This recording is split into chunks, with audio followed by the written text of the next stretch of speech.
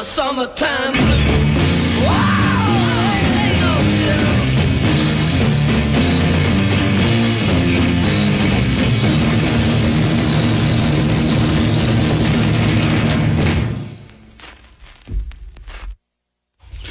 All right, KKUP Cupertino, and should be no surprise, the Blue Cheer with Summertime Blues. And so we're going to start off with Bill, and he's got a pick that I'm going to let him talk about that kind of jump-started his whole crusade in collecting and being part of a fan of this music.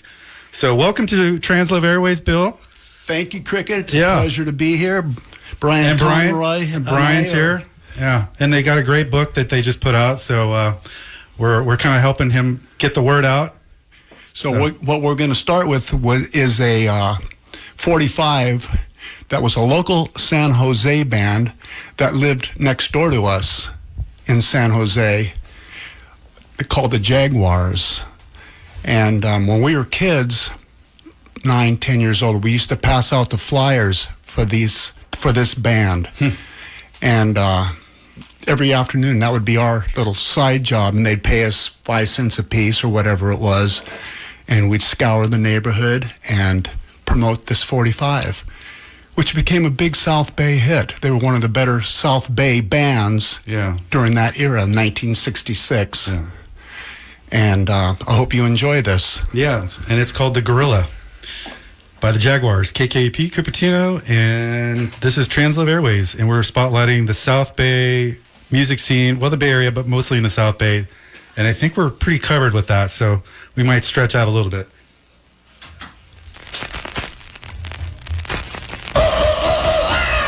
Look at my baby, she do the gorilla.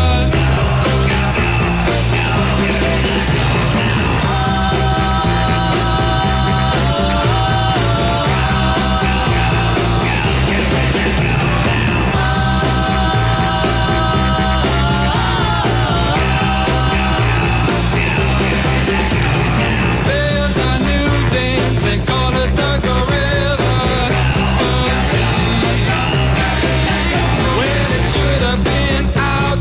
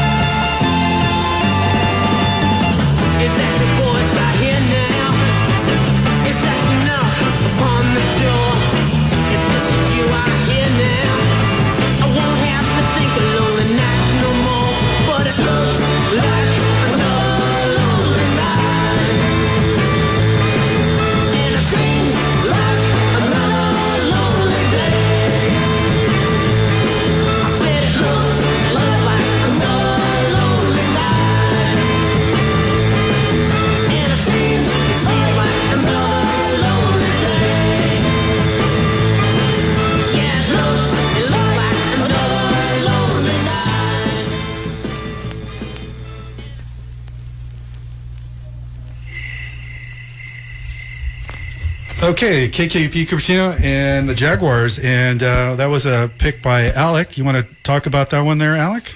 Yeah, that was Another Lonely Night, which is the second Jaguars 45. It was actually recorded at actually all the Jaguars records were recorded at Golden State Recorders up in San Francisco, and they found that song from another group called the Soul Owners, who'd done a demo of it and left the tape there, and they picked up on that song.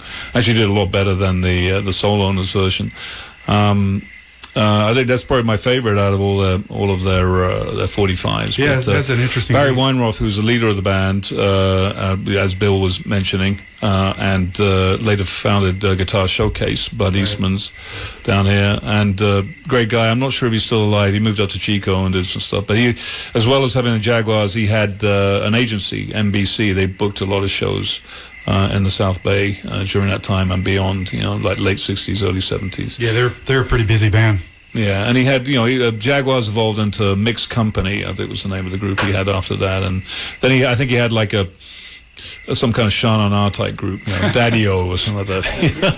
Which, 70s. yeah. So anyway, lovely guy, and his wife Judy was the fan club president for the Trolls. Oh, Later became Stained Glass.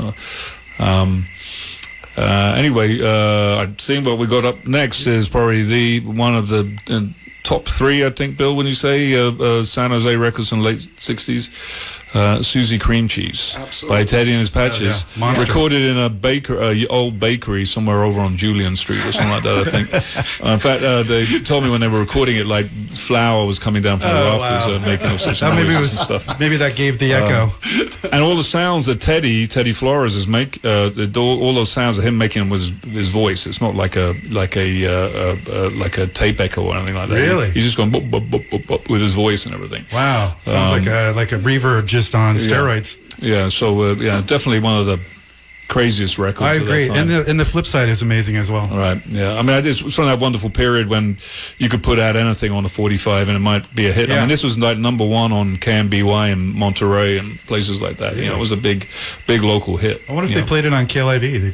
Yes. Yeah. Yes, I have flyers that show No that. kidding. Yes. Wow.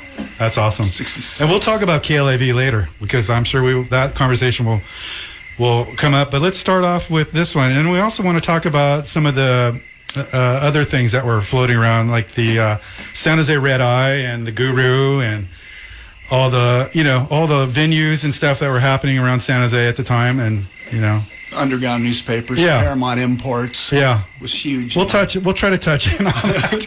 But for now, let's trip out with Teddy and His Patches. Susie Cream Cheese? This is the voice of your subconscious mind speaking, Susie. Susie, what's got into you?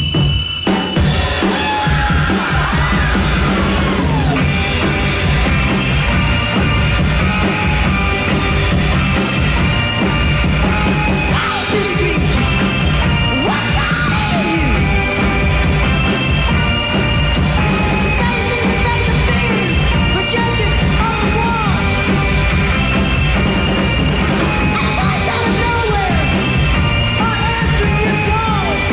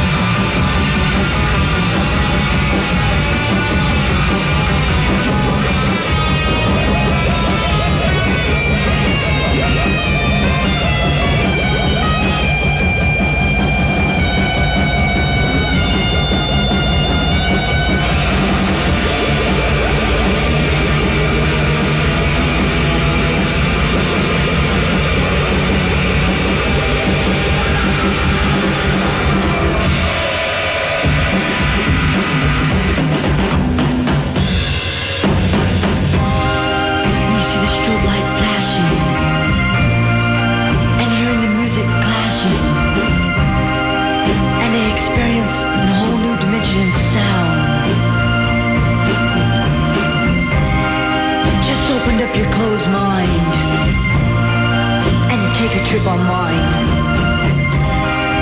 And you'll never want to touch the ground.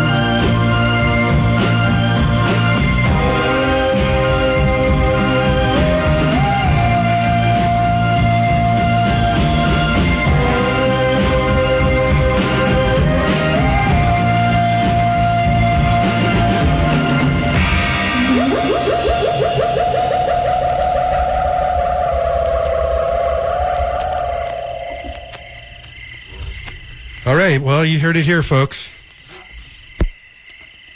Teddy and his patches. And Alec, got a little story on that one? Only that it's a fantastic record. Their second record after this, Haight-Ashbury, is cool, but it doesn't have the kind of craziness to it. There is a fantastic unreleased song from them that's floating around. One of these days I'll get it out. But like Susie Cream Cheese? well, not exactly, but it's got like fuzz on it and stuff like that. It's written by Dave Conway, who was the main guy in the band. But I always thought there was a tremendous drum sound on that record, which is Steve Marley, one of the big top local players of that time. And the record we're going to play now has got the best drum sound, I think, at the Bay Area garage rock. And it's from another San Jose group, the Trolls, who were all guys who went to San Jose State. And a couple of years after they got going in 1964, they became the Stained Glass, one of the great bands of the whole Bay Area scene. But this is their very first record, which they put out themselves, recorded at Coast Recorders, summer of '65. And they tried really hard to get KLIV play it, but they wouldn't do it. But then they got signed up by Rene Cardenas, who got them signed to RCA, and then after RCA and a bunch of singles, they went over to Capitol and did a fantastic record, which we'll probably hear later because Bill brought it, Crazy Horse Roads. I brought it too. Yeah. Well, We could play it everybody's at the going to. I would have brought it, but you could sort We of play bring it at the same time. We have two turntables. That might be interesting. I didn't know there was 3 copies in existence. Right. But I always thought, Jim McPherson was absolute genius. I mean, he was sort of like it's almost like having Bob Dylan writing for your garage band. He's like his writing was really strong, intellectual kind of lyrics, quirky kind of changes. And Bob Rominger was fantastic guitarist, knew all the kind of jazz chords. And Denny Carrasco, who's the only guy that's still alive from the band, he's a good friend of mine. He was just a great drummer, fantastic, just powerhouse drummer and a good singer too. He sang things like "We Got a Long Way to Go" and some of the Stained Glass songs. So. Wow. Well, let's take a listen to it. The Trolls. And this is KKUP Cupertino, and this is Translive Airwaves. We're here once a month. And tonight we have a special flight. Actually, we have quite a cast of characters here, colorful characters on our flight tonight. We have, I can go through the whole list, but we have Alec Palau here, Bill Gardino, which is, he just put out a book, and Brian, his buddy, that just put out the book is fantastic. Bill, you got to tell us where we can find the book, but we can't mention the price because this is a public radio. But if you can tell people where this book can be located. South Bay Flashback, San Jose's forgotten music scene in the 1960s, can be purchased on Amazon, just under South Bay Flashback, or at Streetlight Records. I highly encourage you to check it out. It's a fantastic book, and if you know somebody that has experienced all this and collects posters and loves memorabilia, this is a great book. I have to say, just being a nerd and a student of all this stuff, there's a lot of things in there that blew my mind I hadn't seen before. So Well, that's why I called you up, Alec. I said, brother, you got to see this. This is something I'm like, what the?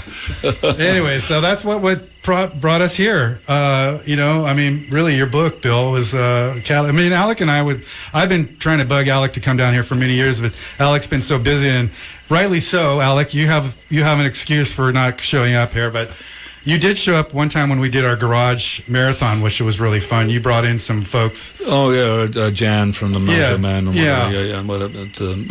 that was great, but that was quite a few years ago. When Phil was still around. And stuff, that was I'm always happy to support local radio, especially San Jose, and it especially shows that feature on the kind of regional thing, which is really important. I think to keep people in the know about everything that went on back I agree, and I love that quote where your whole mission is to help people discover things they've never heard before. Right, yeah. It's like genetic history. Yeah. Music, it's the thoughts, the feelings of everything that's extended at this Exactly. time in this area. Right, Yeah, yeah. very It's much. really important to see the progression and all this. People can't hear you though, brother Verge. You're gonna have. I mean, We just want to really keep the soul scene alive. Yeah. People forgot about it. People don't know about Exactly. the 60s psychedelic scene in the Bay Area, but it was huge. It was. And Alec, thank you for resurrecting a lot of these treasures that haven't seen the light of day. We thank you. I love obscurity. I really do. Unlike most Europeans, we're obsessed with American popular culture. You know what? You're okay in my book. If I had a gold star, I'd give you 5 of them right now. So let's do the trolls. What do you say? Yes. Walking shoes. Here we are.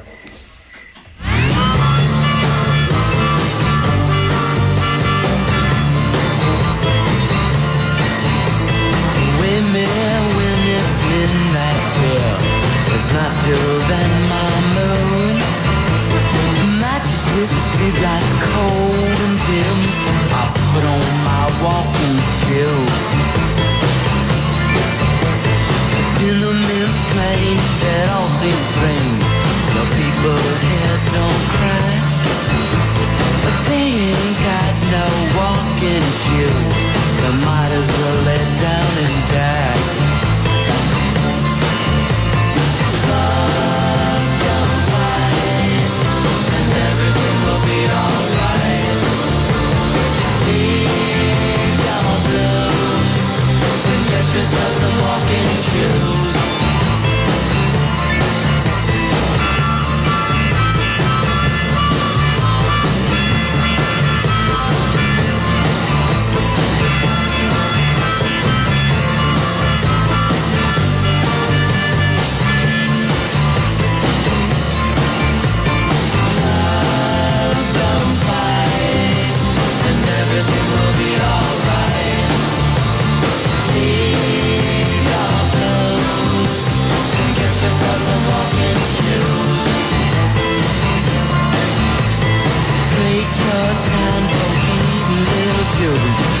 Along with me won't wait.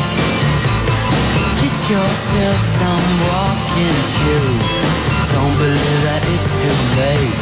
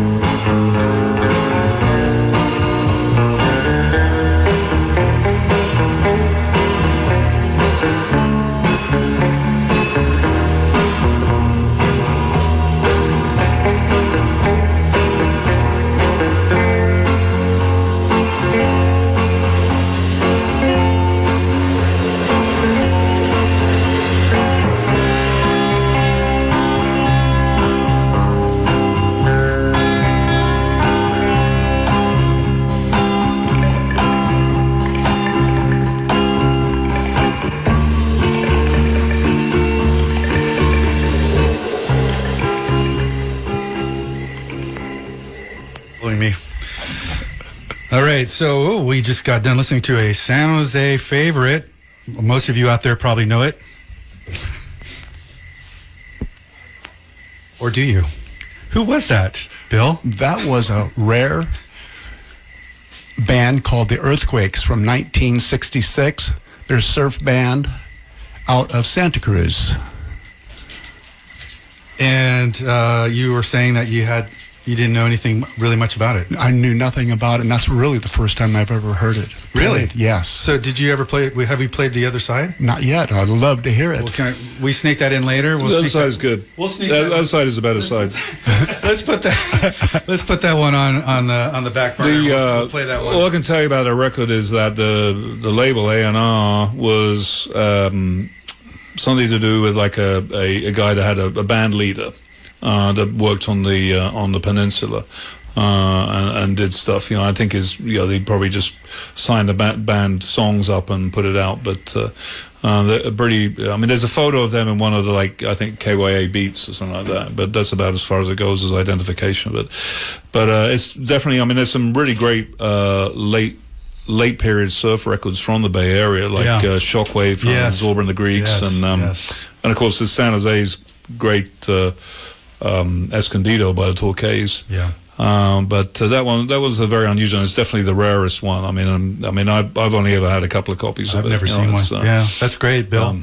We're gonna have to play the flip side though, right? Yes. We'd love to hear it. But we have something that's coming up next. That's interesting to me. It's you want to say something about this next group we're gonna be playing, Alec? Well, there's a group called the Twilights, and the time they made this record in 1966, they were all like 10 and 12 years old. So it's the category genre known as like kiddie punk. Love it. And the Hornaday brothers, who were the main guys in the band, they went on and were in other groups later. But this is their first foray into making music. Obviously, your mummy and daddy paid for it, I'm sure. But it's pretty good, even though they haven't their voices are still in orbit. They're not quite that mature. It's still musically it's pretty cool. It's not the Peter Brady. Yeah. But no, it's a good one. It couldn't be true. Those All right. Twilights. Well, I was just going to say, speaking of kids, did you ever? I think it's WLS. It was a TV show out of Chicago, and they had a program called Kitty A Go Go. Oh yeah, the New Colony 6. Yeah. I have That's that album. That's and fantastic. 45s. Just Yes. seeing these little kids doing like the shimmy and So I mini confess, skirts I know, and like it's pretty Nehru funny. jackets. Yeah, it's fantastic. Well, I'm going to have that in my mind while I'm listening to this song. So I'll picture. This is a little hipper than the little kid. This is like young, pre-teens wanting to be hip. Well, that's even better. So it's like, yeah. okay, so here we go. KKUP Cupertino. Away we go.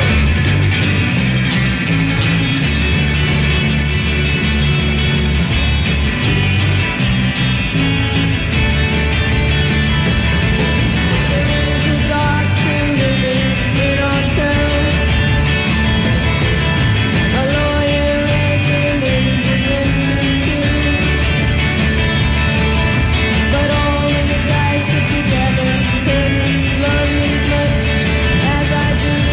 There's a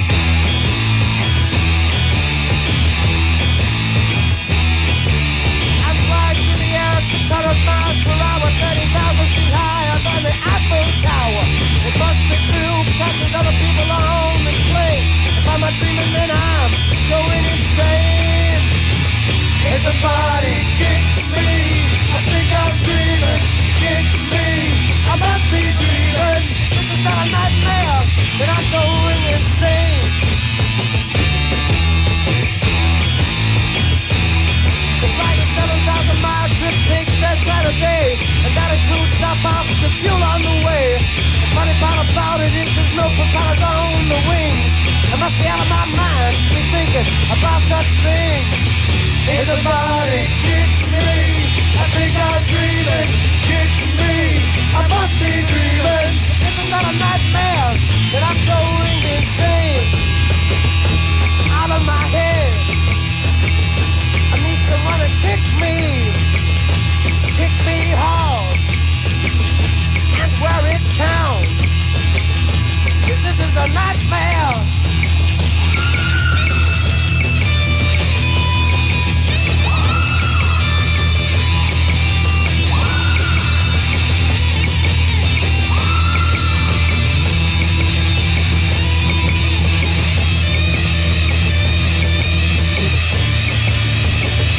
Somebody kick me. I think I'm dreaming. Kick me. I must be dreaming. If this is not a nightmare, then I'm going insane.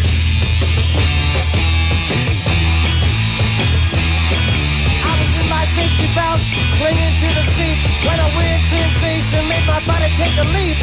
It's an air pocket said the stewardess so sweet. It scared me to death to think we dropped 500 feet. Hey, somebody kick me. I think I'm dreaming. Kick me. I must be dreaming. If this is not a nightmare, then I'm going insane. Hey, somebody kick me. I think I'm dreaming.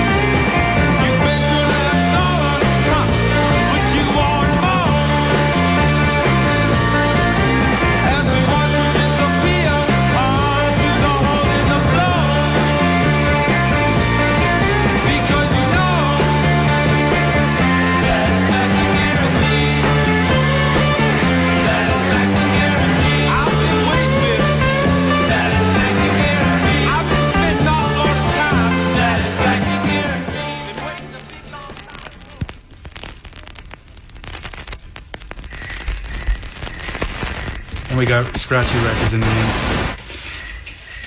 Alrighty, well, we just got done listening to a San Jose South Bay classic. And let's take that off the turntable here. And having this in my hand is quite fascinating because you don't see this one too often by the Morning Rain. Satisfaction Guarantee on the Link label out of San Jose, California. Well, actually, Link was out of Newark, up by was it Fremont. Newark? Link DeMario. This guy ran it. Okay. Lovely guy. He was actually more in the country, but he saw these long hairs and said, "Yeah, maybe I can make some money out of this." You know. Really great guy. And of course, they had the E-Types too, as their other great record. And then also a group called the Countdowns were from Morgan Hill, who evolved into the New Dawn.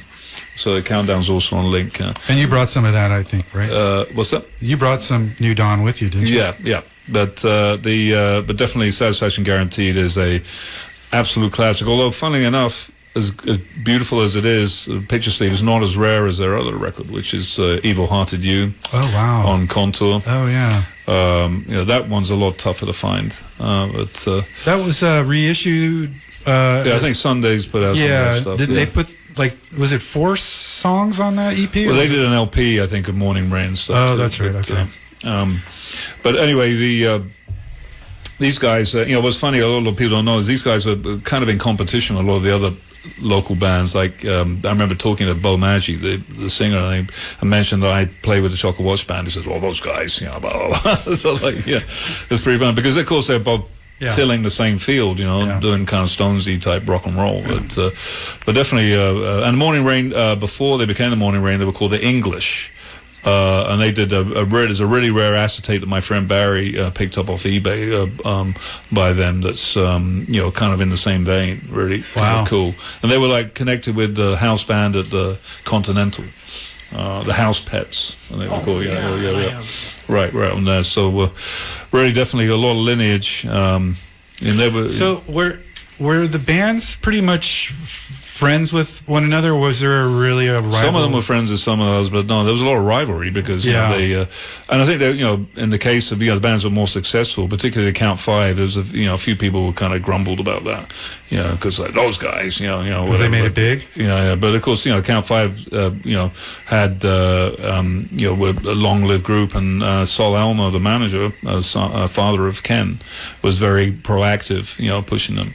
And the Syndicate, of course, a very well organized group, Syndicate of Sound. So and they've been around for a long time. We're very seasoned players. Yeah, I know Bob's been in contact with us here at KKUP. Yeah, Bob Gonzalez is a great guy. Yeah, that's another band when most of them are gone. I think John Sharkey passed away fairly recently.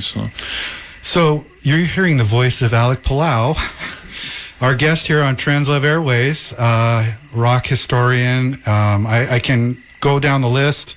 It's quite extensive. It's rock and roll blowhard. Yeah, it's but a fan true at heart. And we also have Bill Gardino here and Brian Conroy here, and they've put out a book that's fantastic, spotlighting the South Bay, and as far as venues, memorabilia, just a fantastic collection of archival material, enough to blow my mind and actually blow Alec's mind. So we're running on our minds being blown here. So hopefully we don't need no drugs. You can you can partake in our minds being dissolving here. So let's talk about the music that was played. Of course we had Morning Rain, and Bill, you had some songs there. I think you had put Ray Columbus, I believe, was Ray one. Columbus Kicked Me. Yeah, and that was a big kind of a regional hit around here, right? Yes. Ray would have liked to have been a hit. That's a really interesting record, which I know a lot about because I was very good friends with, am very good friends with Rich Martin, who was the leader of the Art Collection, the band that Ray, who, if you weren't aware, was a huge star in New Zealand. 1963, 1964. His big record was She's a Mod, which is actually the other side of this, although it's a different version. Yeah. Ray Columbus and Invaders, they were very, very popular in Australasia. As their career kind of petered out there, he decided to come to America and make it in the big time. Had an American wife, went to LA first, didn't get very far there, so he came up to San Jose and hooked up with Al Zana, who was a big kind of local promoter. And quite a lot of money was put behind him. They put out a bunch of records on Colstar, the label they founded. He played around a lot. In fact, there's great footage of him doing "Kick Me Live" at a club up in San Francisco. Wow. Like a local TV. Ray got a local news station to come down and film him and everything. But unfortunately, nobody took him very seriously because this is 1967 and San Francisco, all that stuff. And here's the guy coming out doing the Right. Mods Nod and all these kind of like. And square plus, you needed dances. a weird name. Yeah. And so I heard that before he finally went back to New Zealand, that he had to work in like a drive-in down here. He was like in the booth, So Yeah. I guess, Well, I was just thinking when I said you needed a weird name, we have some weird Harold coming. But it kicked me is not only was it a fantastic record with a great solo by Rich in it, but it was also that's one of the first records we played so far this evening that was recorded in San Jose at Dick Quick's studio, Westmont Recorders, which is on Antwerp Lane. It's no longer there. It was in a house or something like that, but. He recorded a few other local groups there, the Innocent Bystanders, a few other people, and always got a good sound, But don't think there were too many records released outside of the art collection. Was there? I mean, to your knowledge, how many studios were pretty active in that late '60s period that were actually where garage bands could go in and Not too many in the late '60s. I mean, Grady got going with Tiki by that time. But people tended to gravitate to studios further up the peninsula, like Pacific, and then of course in all the ones in Santa. I mean, in the early '60s, you had Associated Sound Recorders, which is in Santa Clara. That was a pretty big lot of people recorded there, and there was a couple of other little joints, but not really. People tended to go to like the east, up to Berkeley or Oakland or San Francisco. There were more studios up there. Yeah, sure. Well, what do we have up next? We have. Little Boy Blues, and this is Pride of Sunnyvale, California. This is from Bill's collection. And any thoughts about this particular song, Bill? No, I'm just dying to hear it. Okay. Again. Dying to hear it. Well, we again. want to It's play on music, Batwing. and I also want to tell you that, well, it's almost the top of the hour, but we'll just get this out of the way just in case we get our minds blown. This is KKUP Cupertino, 91.5 FM, People's Radio. And we're here on Translove Airways taking a flight into the Bay Area, South Bay especially. So enjoy the flight.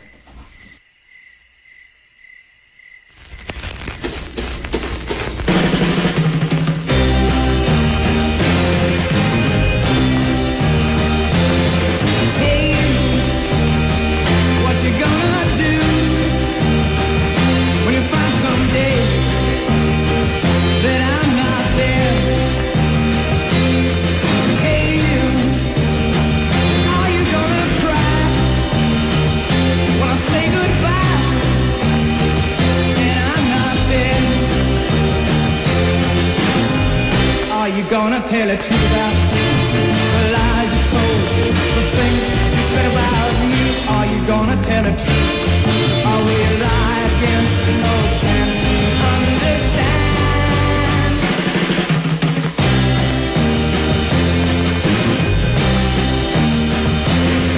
Hey, you, what you gonna say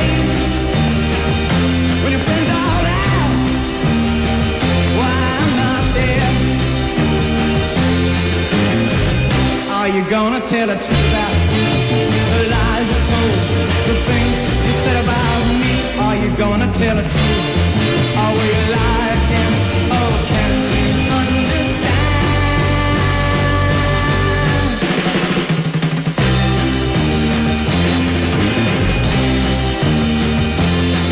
Hey, you, are you gonna cry when I say goodbye? I'm not there. No, I'm not there. No, no, no, I'm not there. No, baby, I'm not there. Wow, baby, I'm not there. No, no, no, I'm not there. Oh, no.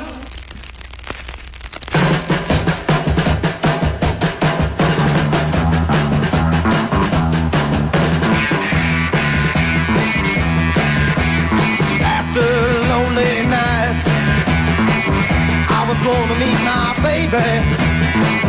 She was coming to me on the midnight train. Now the night was cold, and I don't mean maybe, but I wanted to be there to meet her again. Wow, now get it.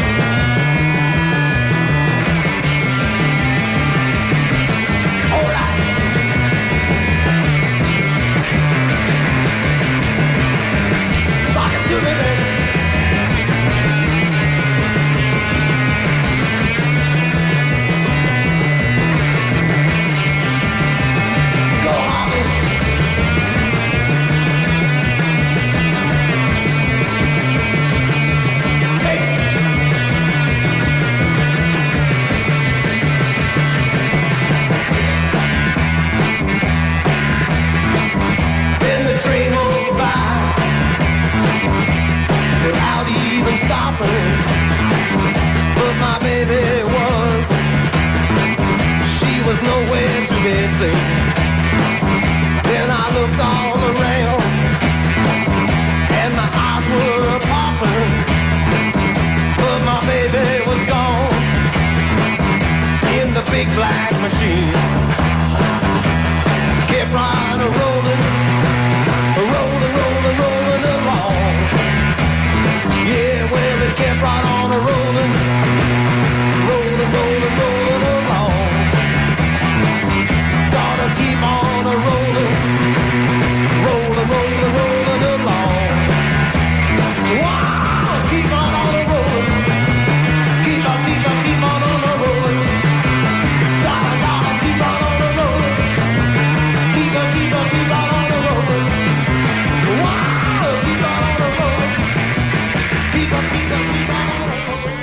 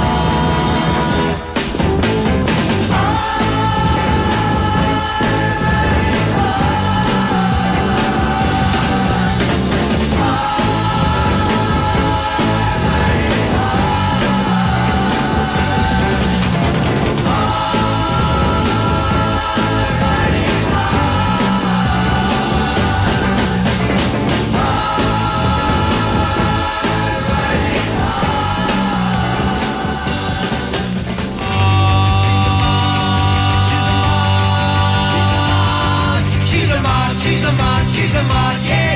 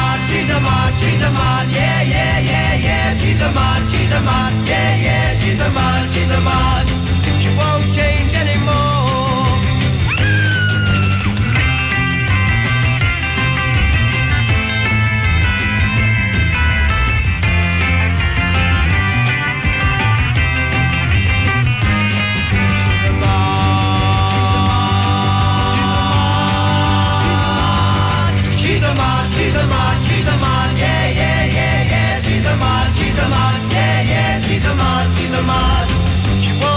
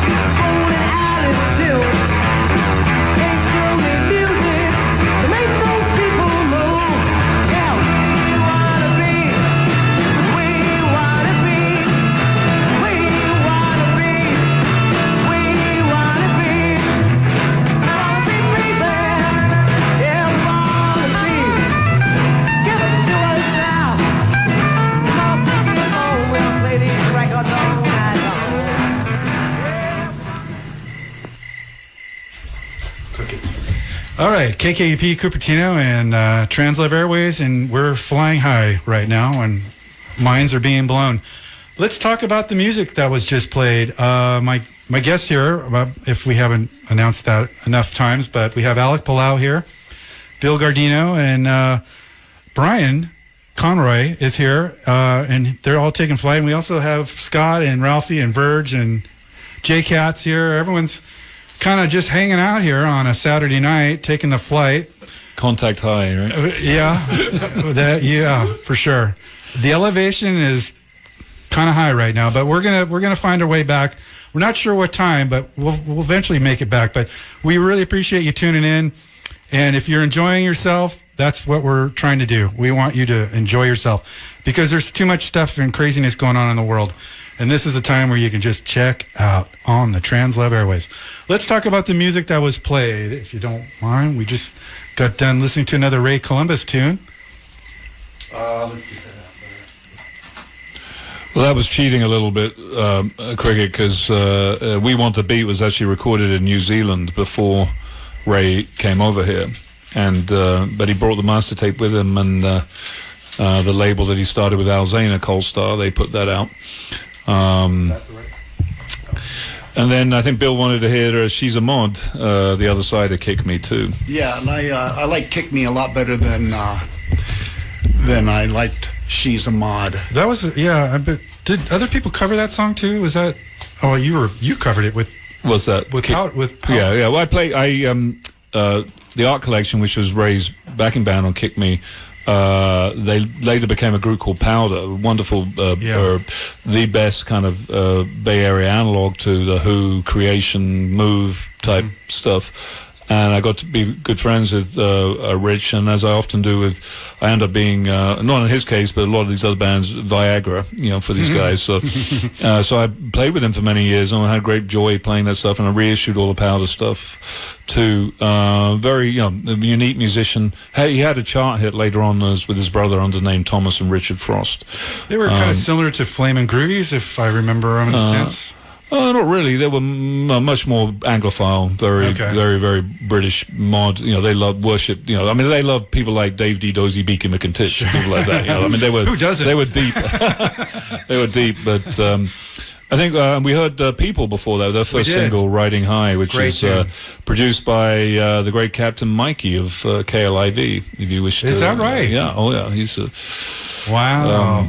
So you were going to talk about KLIV, Bill? Yeah, and I'm a big KLIV collector. We've collected the flyers that were the promotional flyers for their Battle of the Bands, and we also collected all their Norman Says KLIV countdowns. And this is all in the book? Yeah, all sound surveys, which are two-sided. They have the list of the hottest singles of the day, and they also have advertisements for the local bands that are playing in the area at the time. So they're quite collectible, quite colorful, and informative. And I'm looking at a Beach Boys flyer right now from 1966. Actually, it was 1964. Which is pretty incredible. They had the best bumper sticker too, with the surfer on it. Yeah. Norman. Yeah.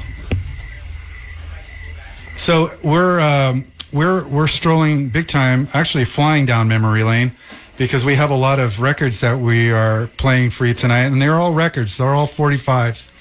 And Alec brought his collection, and Bill brought his collection. We're probably not going to have enough time, but we're going to have plenty of time to hopefully maybe do this another time if we can't do it. This might be the first phase, but we have a lot of music to play, and I know. Well, speaking of we have a good one. Speaking of bands I played with, I had the great honor of playing bass with these guys for like over 20 years. They are absolute San Jose rock and roll royalty for sure. The Chocolate Watch Band, and just lovely guys. Bill Flores, who I kind of took his place, but I stayed friends with him a long time. He was the first member I met before I met Dave and Gary and Mark Loomis, who also passed away. And then Tim Abbott, who's in a later lineup of the band, but he really kind of spearheaded getting the band back on the road. And they played at my wedding, which was that was a kind of a thrill. Of course, I had to play with them. I'm not playing my wedding with them. Anyway, but this is this is their third single of 3. Wasn't much. I don't think it got much airplay anywhere, but it's definitely one of the classics. I mean, if you've got the right side on. Didn't they do a movie called Lovin', and they performed it on the movie? It's called The Lovin', and you can see it on YouTube. It's been, I just watched it the other day, actually. It is an absolutely terrible movie. Oh, it's awful. Unlike the other film that the Watch Band were in, Right on Sunset Strip, which is a terrible movie, but it's just so cool. Yeah. Everybody in it, and the clips of the Watch Band are absolutely to die for. I mean, it's the most incredible representation, I think, of that sort of a band at that kind of time that there is on film, especially being at Pandora's Box. Well, it wasn't really Pandora's Box. It was it was on the soundstage at Paramount. They totally made it. Okay, so that's good to clarify that, because I've heard that was actually at Pandora's. And if you watch it on YouTube or wherever you see it, if you watch the crowd scenes, because you see all the members of the Watch Band like walking out, you see Dave walking up and down, like mugging behind the cops as they're busting somebody. Some hippie cast. Really, but anyway, the wonderful guys. I've always been proud to be associated with them, and this is one of their classics. It's a classic, and it was on the Nuggets box set, I believe, right? Yeah. Are you going to be at the Love-In? That's the $1 million question.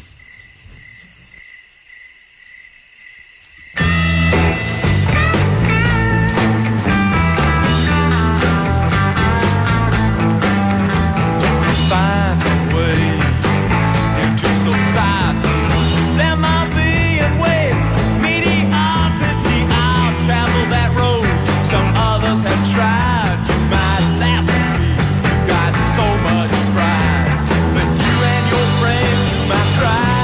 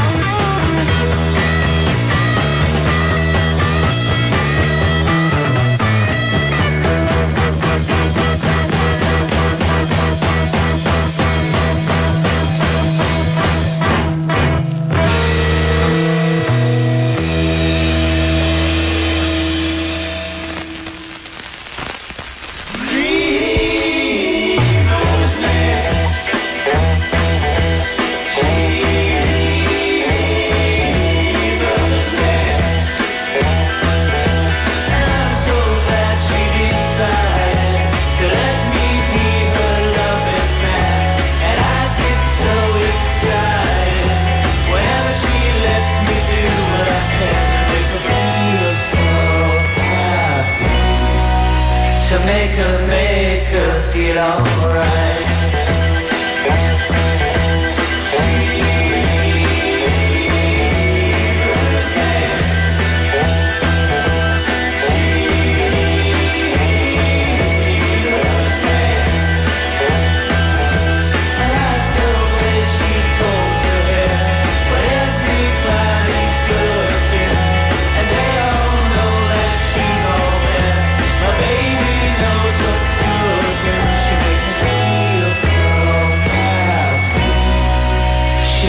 Makes me feel alright.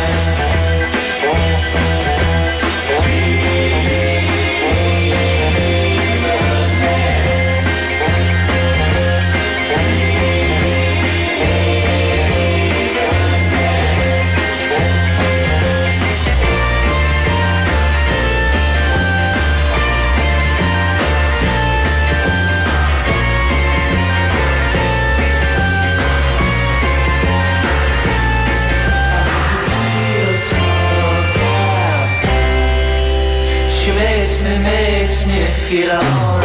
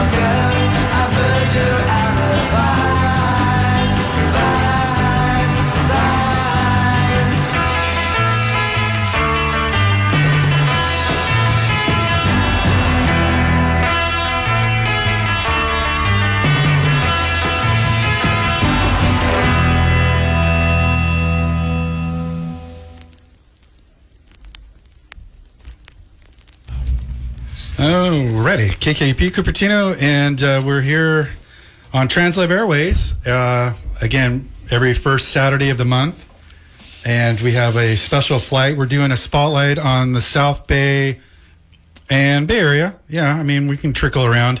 There's all kinds of 45s that we have in our little magic boxes here, but we're playing some cuts that Alec and Bill had brought in. So let's talk about, let's see here. The Druids. We just had the Druids. And let's talk about the Druids. Great San Jose group, only did that one record. but were very popular. I know there's rumors of this amazing live material by those guys from at the Continental where they like just tear through things like I Need You and stuff like that.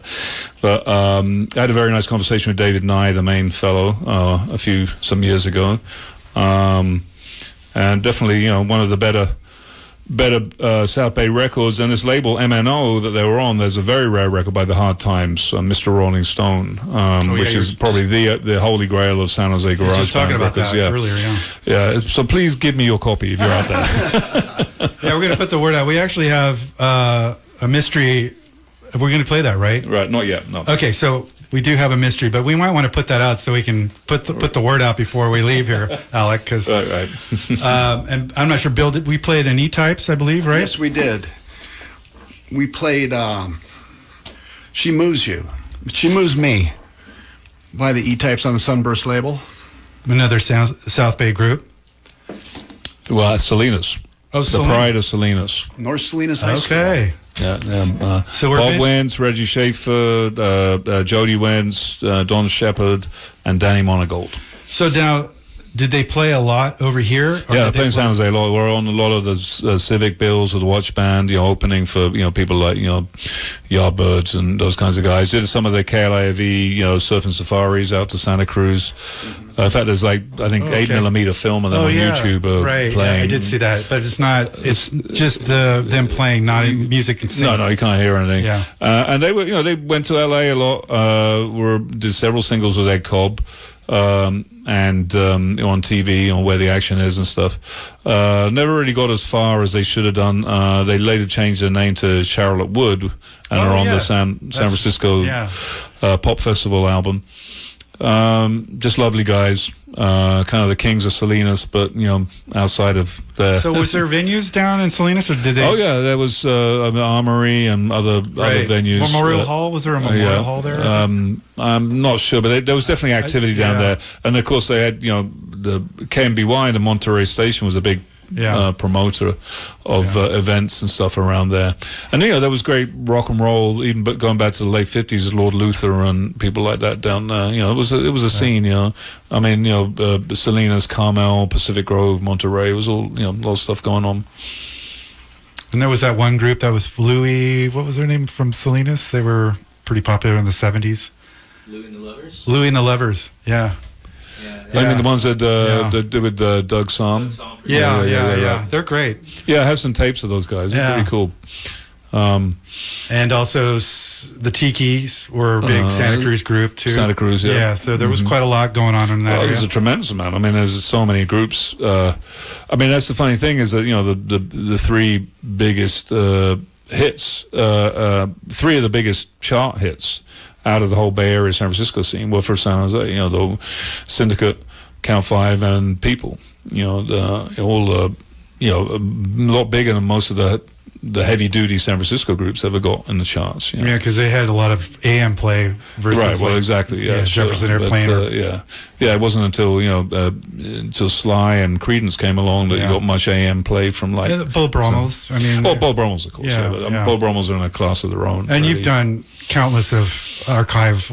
Yes, I know those guys fairly well.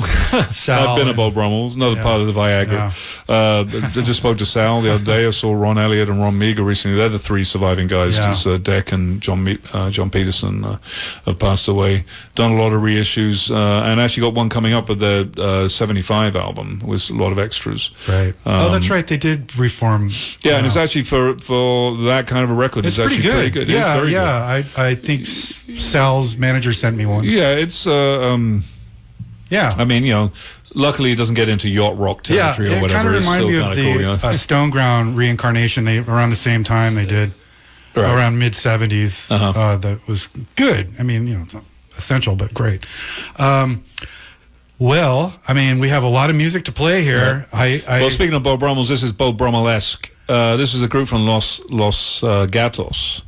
They would call themselves the Frogs, but they would recorded at a label up in Berkeley, Music City, the famous rhythm and blues label.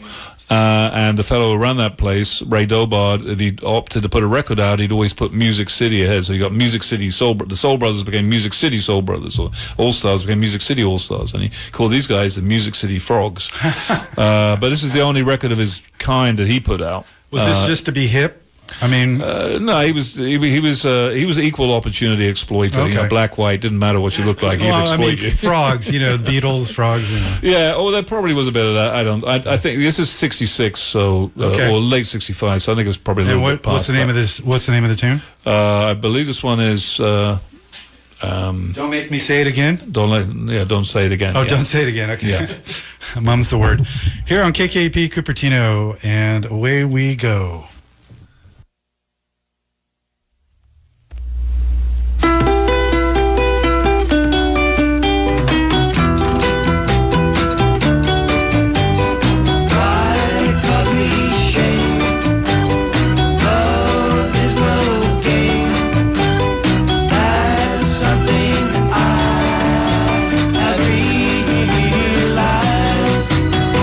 Now that there's tears in your eyes, please take me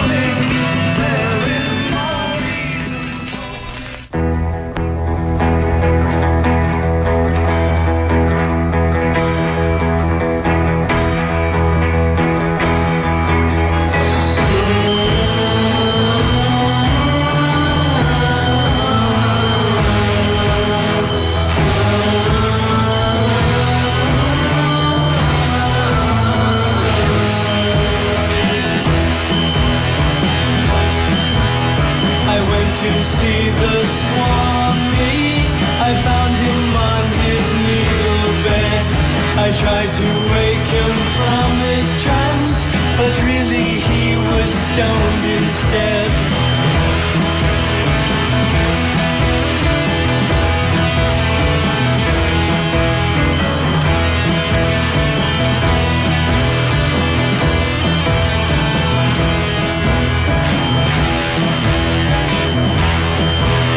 He stared at me with beady eyes. Crystal ball began to glow. His voice I thought would hypnotize. Crossed my palm window. Swami, Swami, hasn't even got a dime. Swami, Swami, fooling people all the time.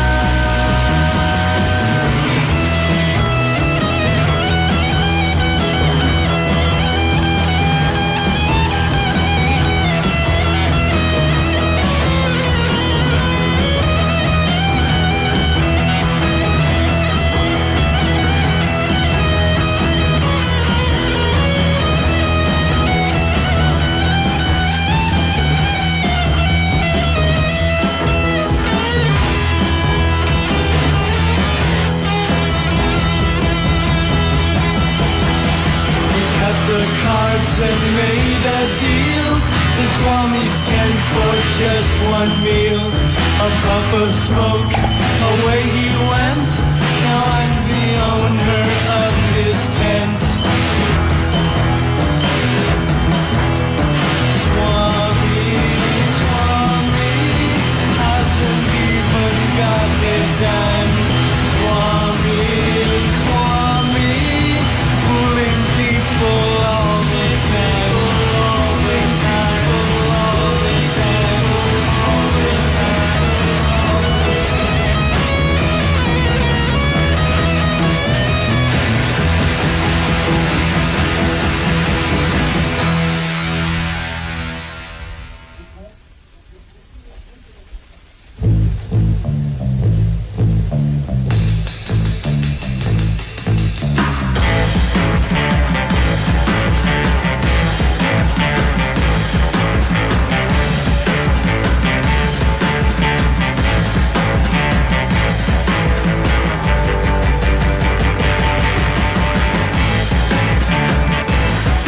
Well, I woke up this morning and I looked at the time.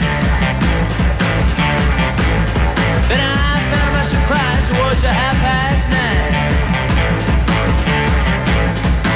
Oh, blow my mind. Well, I got to the job, I found I wasn't on time. The boss said, sorry, son, you'll just have to resign.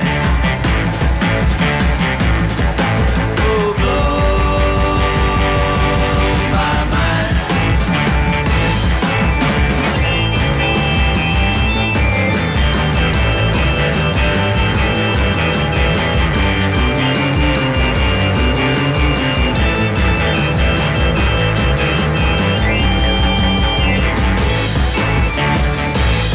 You know, I called her my girl 'cause I was in a bind.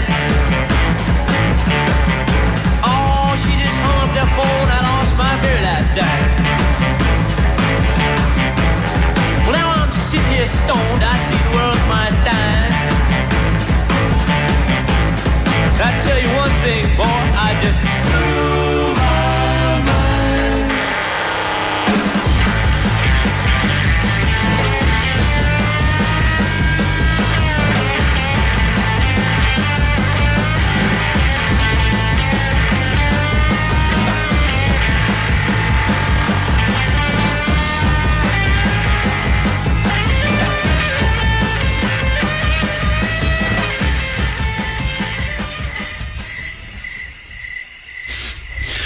All right, KKUP, Cupertino, and William Penn and his pals doing a classic, actually two classics, Swami and Blow My Mind. And I guess you want to talk about that one?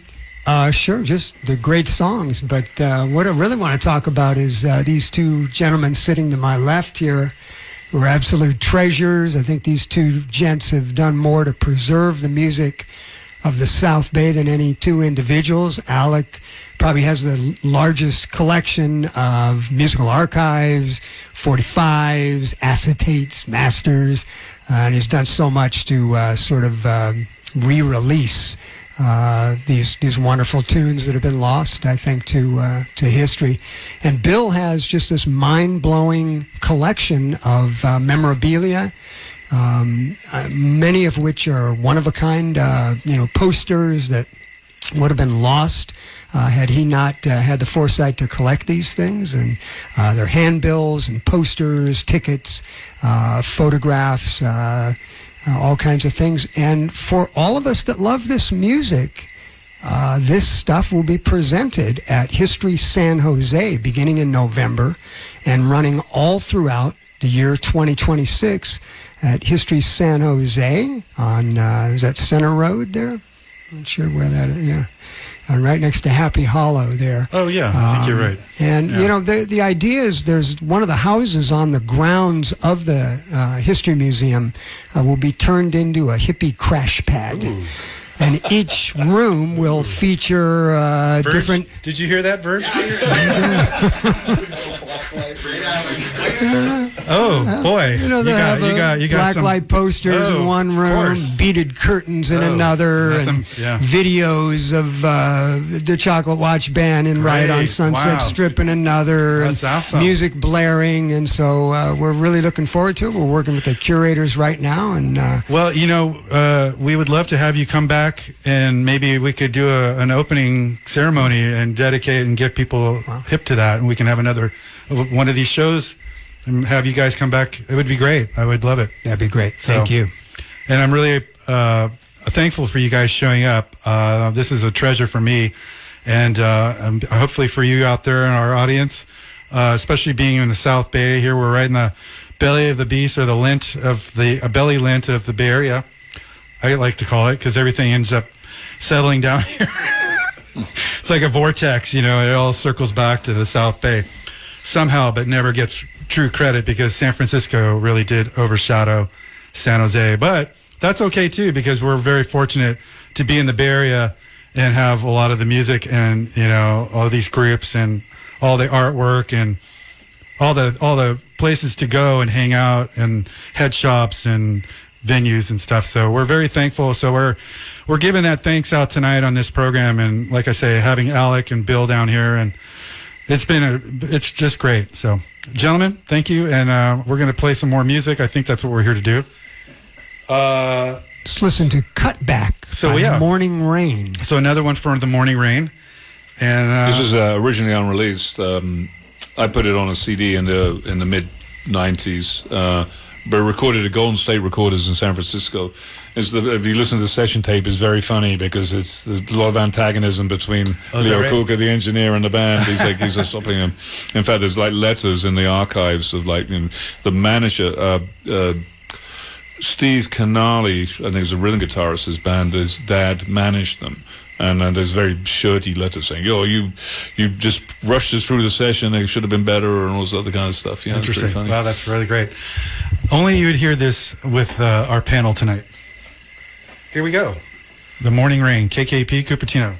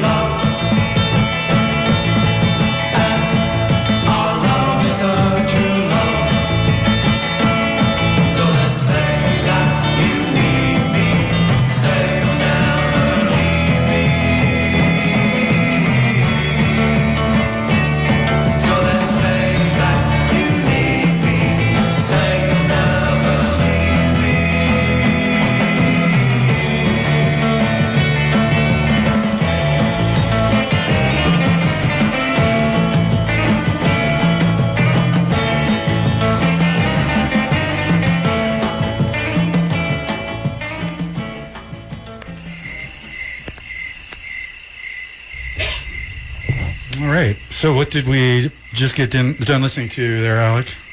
Pat and Al. It's a very rare Sunnyvale record. They were a duo. They have another single by them that's kind of more folky, but this one, I bought this, I think, at Rose Rare Records. Anybody remember that place?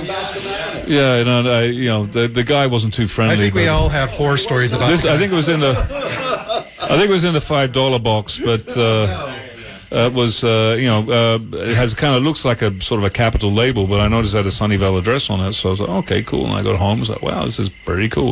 And then I see that Steve Marley is playing drums on it. He's credited on the label. So anyway, this is another South Bay gem that might have escaped your listeners. That's what we're here to do. That's why we take them on the flight, because you never know where you end up on the flight. So that's what we're doing here. We're taking you to the caverns and canyons of your mind tonight. Hopefully you're in a proper set and setting and the walls are melting and everything's vibrating. Because we're getting ready for the Psychedelic Marathon coming up, which I should probably play a promo. I really haven't done much studio work here, but that's okay because we're on a special flight tonight. But we'll do that momentarily and tell you about our Psychedelic Marathon coming up later this month. So we're sort of getting ready for that. So I invited Alec and Bill to come down and we're just playing records, being nerds. Having fun. Nothing but the best. So so Alec, what do you have going on right now? I just want to see if you have. Well, it's been a busy year as far as projects. Been doing quite a lot of stuff for the High Moon label. Final Solution of the Matrix just came out. Jeannie Pearsall compilation and Sly live at the Winchester Cathedral, which was on El Camino Royale in Redwood City.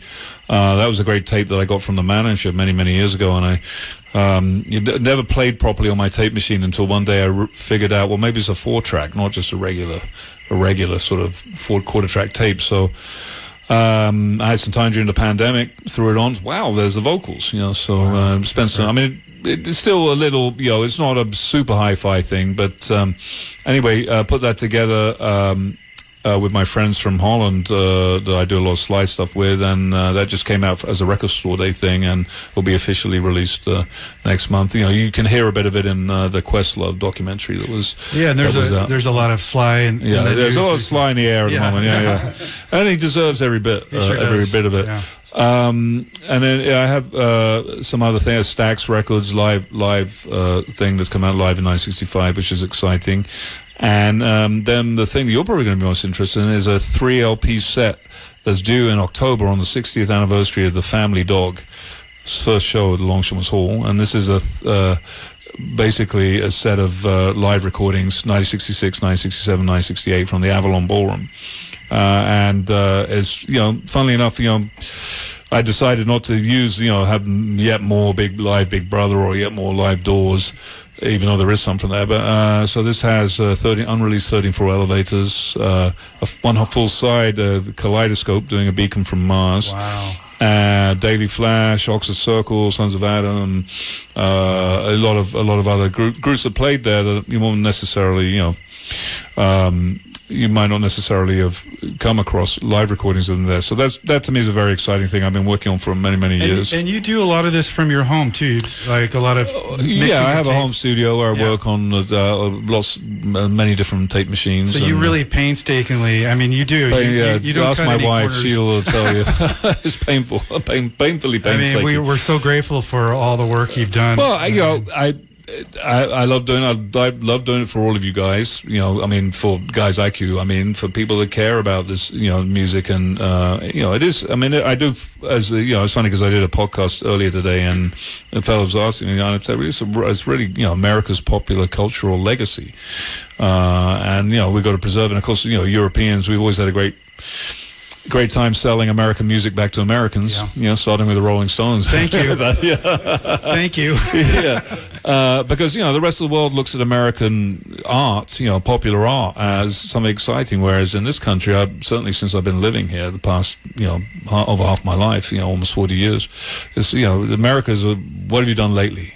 You know, if you don't have a Grammy or an Emmy or an Oscar or a gold record or a #1 single, you're not important. So I don't know how many times I've talked to record producers or musicians or whatever and asked them about some obscurity from their early days, and they're like, why do you care about that crap? Yeah. Listen to what I'm doing now. Yeah. Of course, what they're doing now is I know it doesn't have any of that stuff.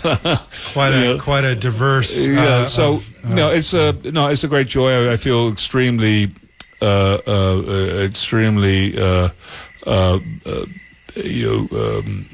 the word? I would say humble. You go back. This music is like getting me a little bit. Well, I'm extremely grateful.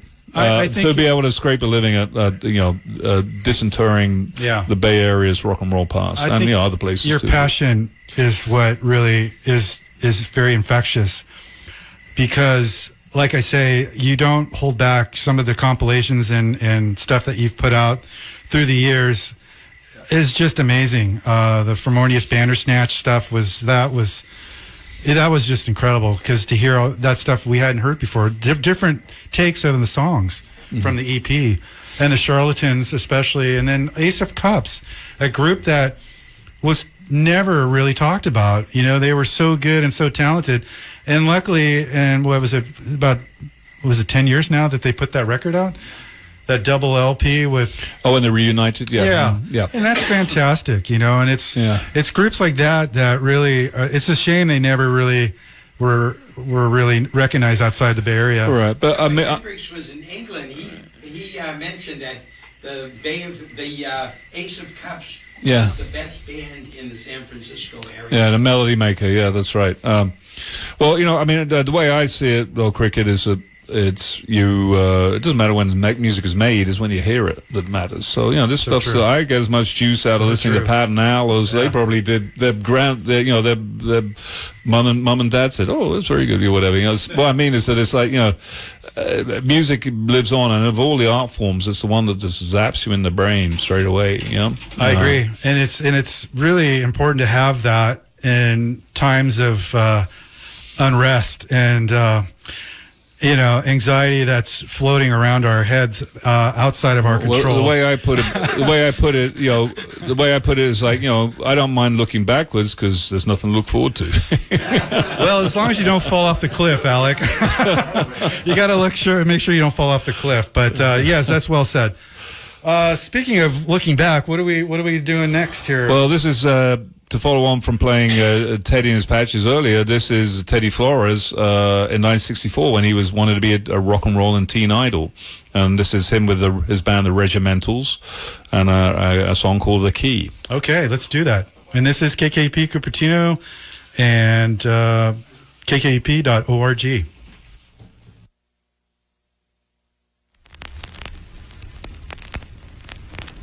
Come on, everybody, now listen to me. We want to tell you how to do the key. Now do the key. Do the key, do the key, key, key. Now do the key. Do the key, do the key, key, key. Now do the key. Do the key, do the key. Do the key. Now do the key. First you did a little swing, then you do a little twist, then you do a little jerk, and then you move right on into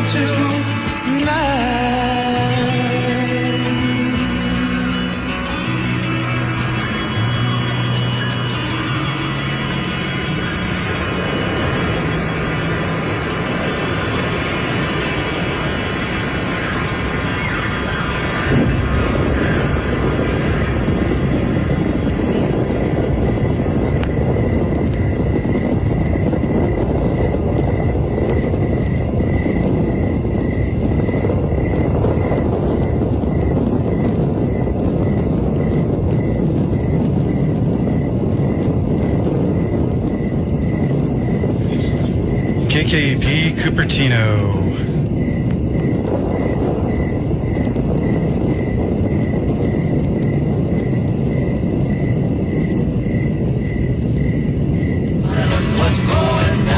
What is going down? KKUP's 2025 Psychedelic Marathon. That's what's going down. The marathon begins with a 2-hour kickoff on Tuesday, June 17th, and resumes Friday, June 20th through Sunday, June 22nd at midnight. KKUP's Psychedelic Marathon will feature music you may have not heard in decades. That's over 60 hours of psychedelic music to wrap your head around. KKUP's Psychedelic Marathon. Yeah, that's what's going down. Now, what's that sound? Everybody look what's going down.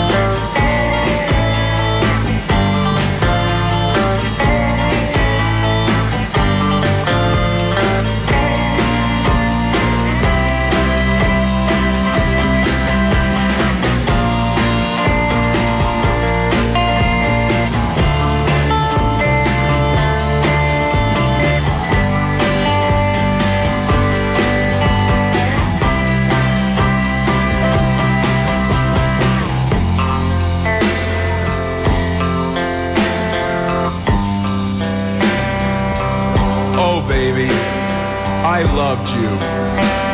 Please come back to me. I miss you. You're the best.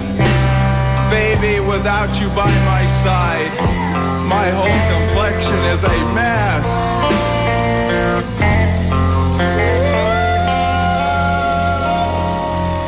Freaks aren't for kids, not for silly rabbits.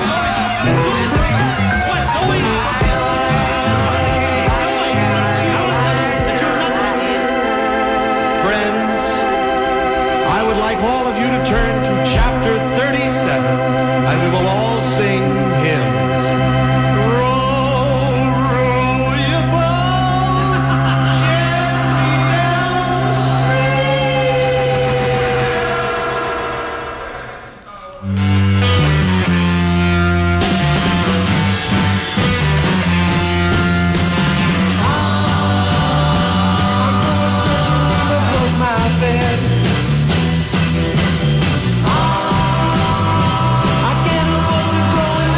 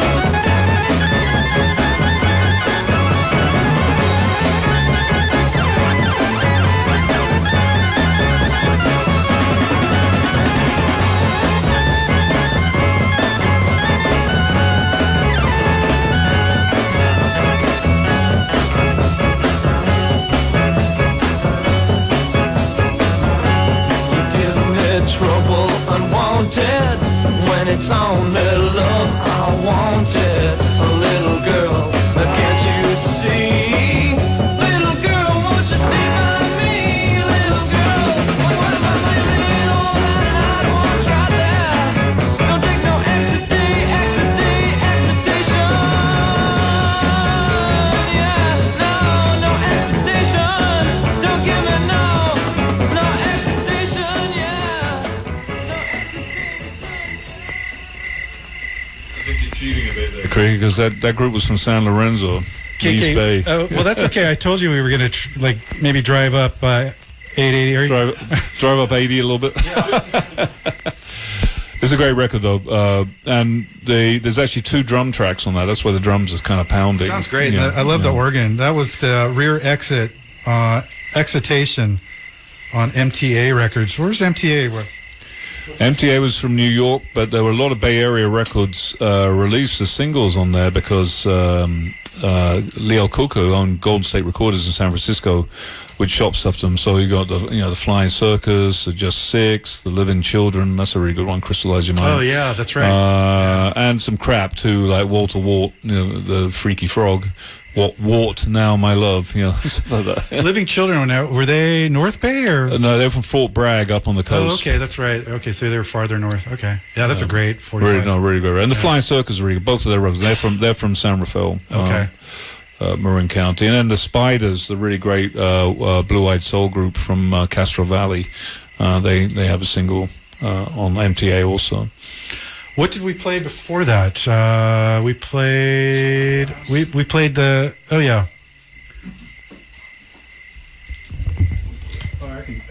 we played something from Stained Glass. Their Crazy Horse Roads. What a cover. I'm sure it scared a lot of mothers as their kids were saying, "Mom, I want to buy this record."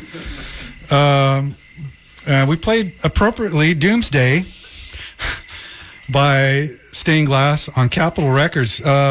Great San Jose group. The greatest, definitely. Like I was talking earlier about them when they were the Trolls. This album, I really think, is such an underrated classic. In fact, I've knocked on the doors of several labels trying to reissue it. Problem's been is because it's tied up with a major label. It's too obscure or not enough of a cult item. Which is crazy in my opinion. Because you remember a lot of these people, when you suggest something to them, the first thing they do is go and look on Discogs. If it's less than $100, then it's not worth reissuing. That's a shame because but anyway, one day I'll get to it. Having a clean copy. A lot of these it's tough records, to find a clean copy. Yeah. It took me like 3 or 4 attempts to get a clean copy of this. Yeah. But definitely a fantastic record, and I think wasn't it before that we heard the Hogs? Yes, we did. AKA the Chocolate Watch Band. Yes, we did. Who were told, hurry up and we need a B-side for this track, and that's what the Loose Lip Sing Shit was. And sort of on the Frank Zappa kind of right, but it was Frank Zappa had nothing to do with it, folks. Despite what your record hustler guy might be telling you. So it's interesting about Capitol Records because Capitol had such a budget. They were just dumping money into so much great groups that are now classics. Like I think of Gandalf, Euphoria on Capitol, right around that time, where they're just really incredible lost psychedelic classics, and this is one of them. Well, it was definitely a gambling, because you've got to remember the record industry really was still trying to come to grips with all the stuff that had happened since the Beatles. They couldn't really figure out what was commercial and what wasn't. Yeah. So that anybody could get signed to put a record out. And Tower was exactly like that. And something that a lot of people might not realize is that Chocolate Watch Band, had those 3 great albums on Tower. Those were essentially tax loss records. What happens, Ed Cobb and Ray Harris, who had Greengrass Productions, they signed the band, recorded the albums. The albums came out and they became instant cutouts. Yeah. Because with the Beatles and the Beach Boys, Capitol had rather large, offset. So was Tower? I mean, Tower was pretty legit, but no, Tower was a subsidiary. Yeah, it was mostly for the outside productions, but there were some, like I say, you have situations where producers or production companies would sell packages to them, and the Watch Band and the Standells and the E-Types were all part of that. So. And it was pretty much different genres of music. There was country. And, yeah, there's country, as R&B. Uptown was like their R&B label, but of course the Wash Band ended up on there because, well, Chocolate Wash Band, well, there must be an R&B band. You know? Oops. That's the thinking back then, you know? Yeah, Ouch. Yeah, but it's, you know, it's an interesting thing about Capitol, but like, all the major labels like that. I mean, that's why there's so many great records in that period, because they were willing to throw the money at it to see if, you know, one of these crazy long-haired psycho hippies would do something. Yeah, especially the teen label or for the teen crowd. You know, it was still big money. Well, you know, it could be a symphony or a car crash. They didn't know they didn't know it was any good or not. Yeah, you know? Or my favorite are the cash-ins. You know, the Animated Egg and Jerry Cole, and how many of these guys just pumped out so many psychedelic exploitation records back then. You know, they're good, but man, it must have been an overkill of just where do you go and how do you well, the worst ones are the ones when they got the psychedelic cover, but then we put it on and it's like bad early 60s clean. Right, easy listening. Well, let's see, we have so we have a mystery record. Alec, you want to talk about this record we have on our turntable? Well, I'm appealing to the great listenership of KKUP to help me identify this. This is an acetate that I got from Gary Thompson, who owned one of the few sort of successful independent labels in the South Bay back in the 60s, Hush Records. Of course, famous for the Syndicate of Sound, and Jerry and Leslie, and Diminished Fifth, and the Brogues, you know, quite a few good records. Anyway, this acetate came from his stash, but he couldn't remember who it was. Obviously, it was something that was submitted to him, but almost definitely a South Bay group. So anybody recognizes it, please give us a call and tell us who it is. Yeah, our phone numbers are 408-900-9539, and we have operators standing by to take your call. This is a SOS for all of you psychedelic heads out there. If you know who this is, or maybe it's you. Yeah, sort of like a parallel universe. We have no idea who this is or the title of the song. I believe the title is something like I'm padlocked out, or something like that. I'm locked out, I'm padlocked out. Okay, and this was, you believe it was recorded? 1966, around that time. Okay, well, you never know. Here's the call, folks. Give us a call if you know that. 408-900-9539.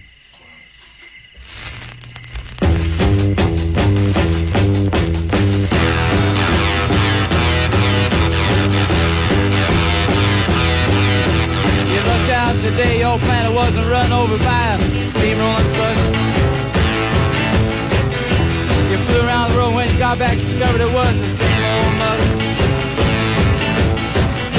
30-degree burns you suffered when you grabbed the wrong end of a brand new knife. But what's the use of trying all alone? You have no chance of making it to the old man's home. 'Cause it's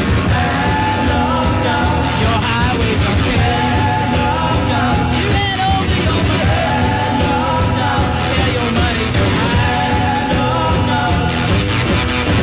Take a physical for feeding crocodiles, and you flunked. You played the poems the other day, not being sued by the job you took. Yesterday was a fine day, can't tell whether it will be fair weather again. But what the heck, you could have been born with polio in your brain, or maybe even dead. 'Cause it's suicide failed again.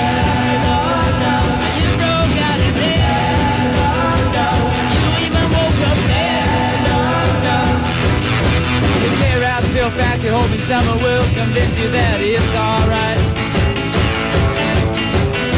You drop coin in the slot, you get a piece of gum, and all you get is a chomp your bracelet. You say hello to a guy who doesn't even know your first name, even though that he's your brother. But what's the difference? The world's a place and faces and problems that you have to face. 'Cause it's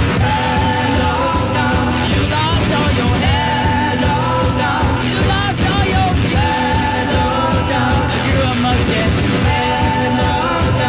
You blew all your red. You turned red instead.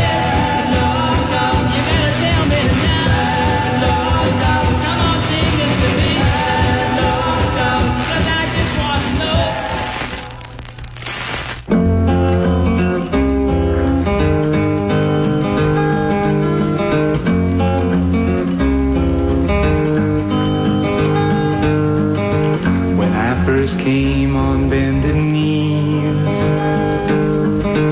and then said thanks to them for all that they had done, but never felt the same because they shocked me down. How can they say that I was really out of line when all I asked was, is the sky about to fall? Why would they want to say that I had lost my mind?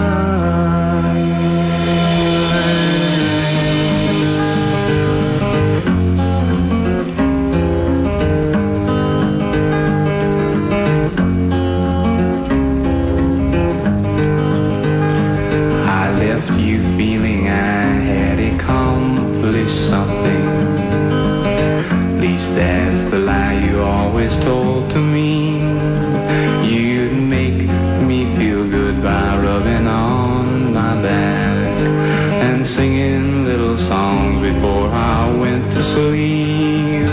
How can they say that I was really out of line when all I asked was, is the sky about to fall? Why would they want to say that I had lost my mind?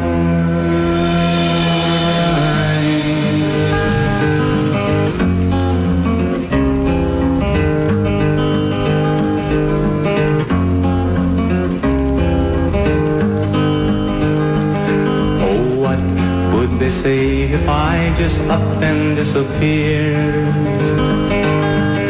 Well, I could slip into my little house built on a bed of stone. Then I could sing and I could dance, but none could see. Yes, I could sing and dance, but none could see.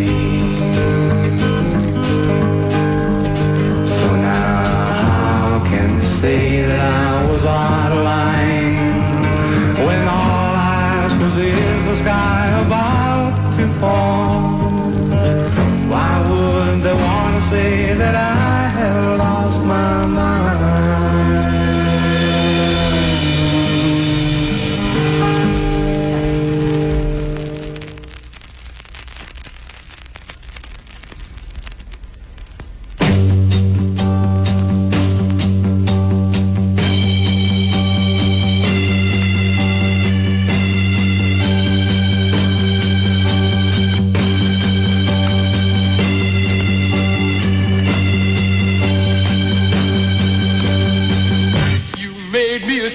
Desire, you put your spell on me, and I feel the flame from your fire when I hold you close to me.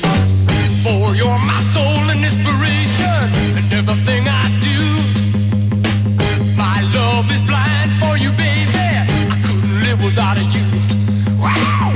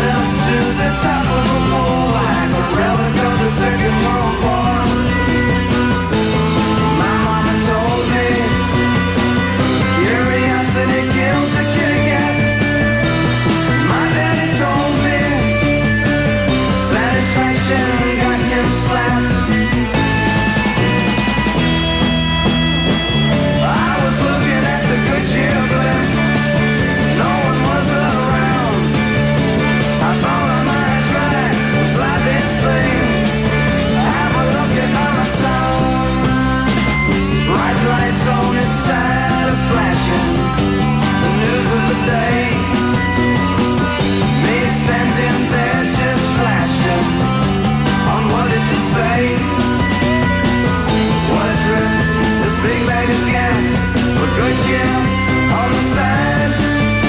Before I knew what was happening, I was taking a ride. I stole the Goodyear blimp, I blew it all over this town. People screaming, swearing at me, really trying to bring me down. There I was just flying high, no idea that I might die. A cross-eyed bird with a big sharp beak hit the blimp and it started to leak. My knees started shaking and I started to sweat.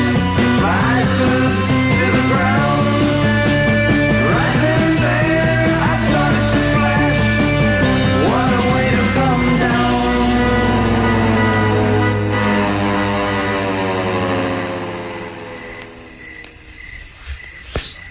Alrighty, KKUP Cupertino.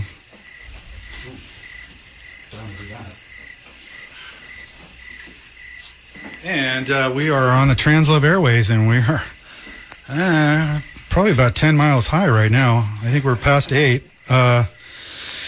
Hopefully everyone's out there doing well. Watch out for those meteor showers while you're traveling.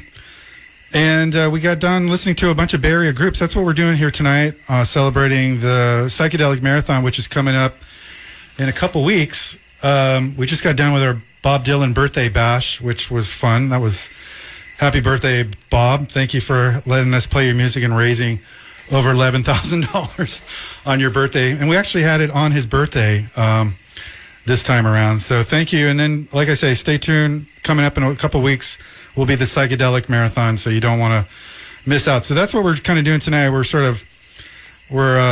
getting the sugar cubes ready for you. We have sort of a capping party here. I think I might have to stop because the walls and the ceiling are starting to like kind of breathe. Yeah, they're starting to breathe. So we just got done listening to The Book of Change, and this is a record that Alec brought down. A classic, I Stole the Goodyear Blimp on Tower Records. It's actually the last incarnation of the Vegetables. Oh, is that this right? group, yeah, with Bob Bailey, lead singer, and Frank Smith, the only kind of holdouts. And there's a guy called Roland Ayler from Wisconsin who come out to the Bay Area. He joined them, and I think he wrote at least one of the songs. No, actually, the A side is written by Frank Smith. Rank Frank, as he was known. Did somebody else cover that song? Not that I'm aware of. Okay. But anyway, well, before that we had the Tears. We had the Tears. Fine group. Richie from Travis Air Force Base, the Salazar brothers, and Rick and Bob. And they moved, later on they moved to Alameda. But that was recorded, Weatherman was recorded at the famous Icon Studios in Sacramento. And where those guys actually lived, I think, for a while. Okay. They didn't have anywhere to stay. So. And I think their batteries were going flat, at least in the fuzz box. Love it. That was awesome. But they put new batteries in for Rat Race, the follow-up, which is on Onyx, and it's a really great record. Lovely guys, really cool. And in fact, Rick Salazar's son is the bass player of Third Eye Blind. Yes. So it's a little connection. And that was on Scorpio Records. A lot of Scorpio, which is the kind of teen imprint of Fantasy Records. Yeah. That the Gollywogs appeared on, and Group B and a few other cool things. Yeah. Well, someday we'll have to do Sacramento and North Bay. Love to have you back. There's so many. We can do East Bay. We can do Peninsula. East Bay, we can do Beethoven's. We got Beethoven's. Yeah, of course. Yeah. Hi guys. We had something before that though, didn't we? Oh, the acetate. Yeah. Was that? No calls? No. Oh no, well there was a one. No, actually we had the Pride of Morgan Hill. The Countdowns, aka The New Dawn. That's right. Which Okay. Slave of Desire recorded for Mainstream Records. So Mainstream, had quite a few local groups, including one we haven't played yet, The Other Side. And we need another record. Well, we'll pull that out while we're talking. So let's we'll do a little plug here. Let me. You know what? We'll do that later. So. Again, I have in the studio here. Oh, of course, he pulls out Streetcar, a classic, on another label that you see often associated with psychedelic groups or garage groups is the Brent label. Subsidiary of Mainstream. So. Oh, is that right? Okay. Yeah. And then the other side, which we'll be playing momentarily here. Yeah, on the other side are one of the another ones of the like almost should have been up there with the Watch Band and the Syndicate as like I mean they were very very popular as I'm sure Bill will tell you, right? The other side, and the great players Alan Graham, Ned Tawney, Ken Matthews, really really good players, but for whatever reason they just didn't make it over to I remember Ned Tawney, who I knew quite well because he also played with Chocolate Watch Band. He told me that basically Bill Graham up in San Francisco said no, we don't want any San Jose groups. Basically kind of kept them out of the Fillmore scene or whatever, which is a real shame because just as talented as the people he had up there. And then you had Losers South. Losers South, oh yeah. The sort of like, you think San Jose sucks? Well, I guess we're losers, right? Well, that's not actually. I think that came from. I don't know whether he decided to call him Losers' name, but Lenny Macchiarella, the guy who ran it. I talked to him. He, it's this thing. We put all the photos of all the great losers of history. Hitler and Napoleon, always put on the walls. Is that right? And So stuff, it wasn't like the sort of like a back slap to the Fillmore and Avalon. No, I don't think so. No, it was operating in a different sort of level. But there's a lot of good people played at Losers South. Sly, for example, Sons of Adam did their last show there. A lot, they had a lot of big shows. There was a lot, the Safari. Yeah, right. Well, that whole corner was quite interesting there with the theater, the drive-in, and it was originally Hawaiian Gardens. Hawaiian Gardens, yeah. Sure. Yeah, and my mom talked about that back when she was in high school. They went there for her high school prom back in the early 50s, and it was quite a place, Hawaiian Gardens there. And then it became Losers South, and then I think Alfie's, yeah, right there on the corner of Alma and Almaden Road. Right across from the El Rancho Drive-In Theater. Remember that? Yes, sir. Oh, yeah. Love it. That's probably where Ray Columbus was working in the booth before he left. If you guys out there remember the El Rancho Drive-In there on Alma and Almaden Road, here we are. Here we go. Okay, so also just want to spotlight, we have Bill Gardino here with Brian Conroy, and they have a book that they just put out called San Jose's Forgotten Music Scene of the 1960s, South Bay Flashbacks. And Bill told me that you can get a copy on Amazon and at Streetlight Records in San Jose. And there's any other place? No. Okay, well, those two should be a good place to start.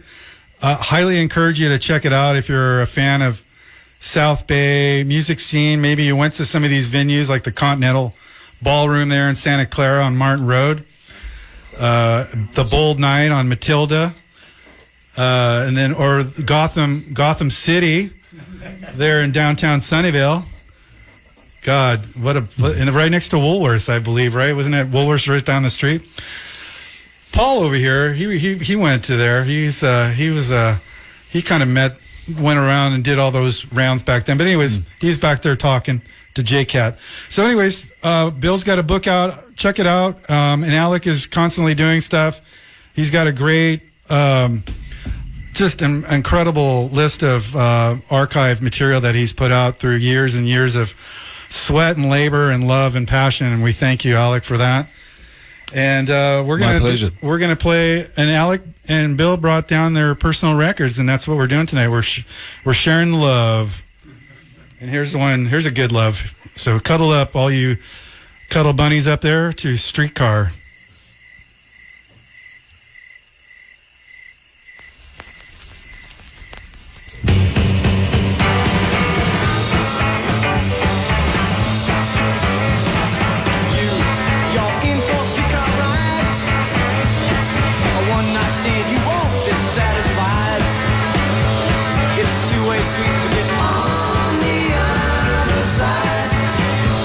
Another dead end baby, it's just a street.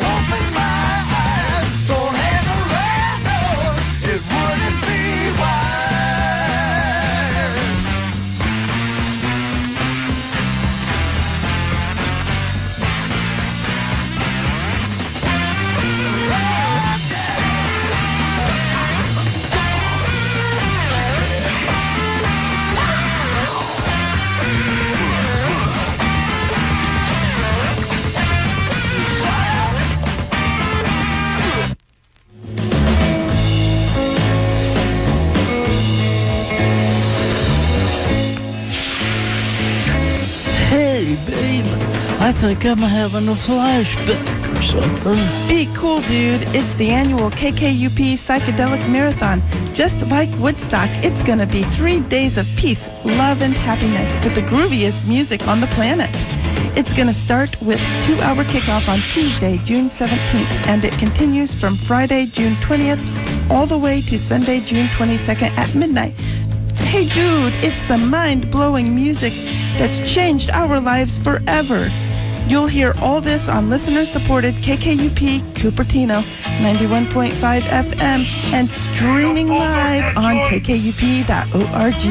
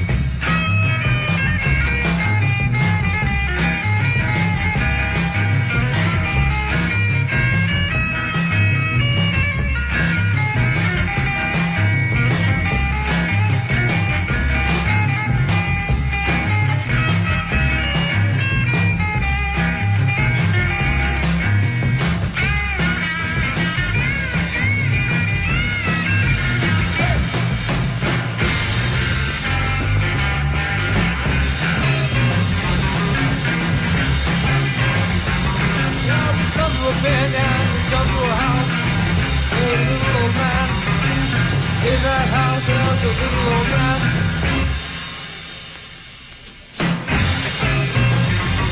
Yeah, beach phosphorus, beach phosphorus, beach phosphorus, yeah, phosphorus.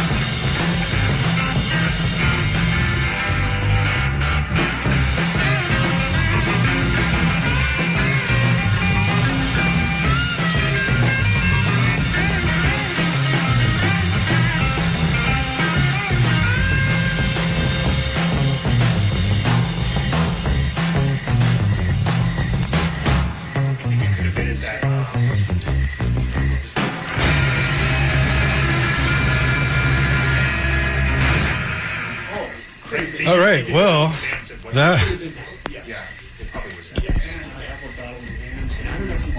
that was sort of by request, but not really. We had somebody call up and wanted to hear like psychedelic music because we've been playing a lot of garage groups, which is fine. You know, we're sort of getting ready for the psychedelic marathon here on KKUP Cupertino, home of the hits.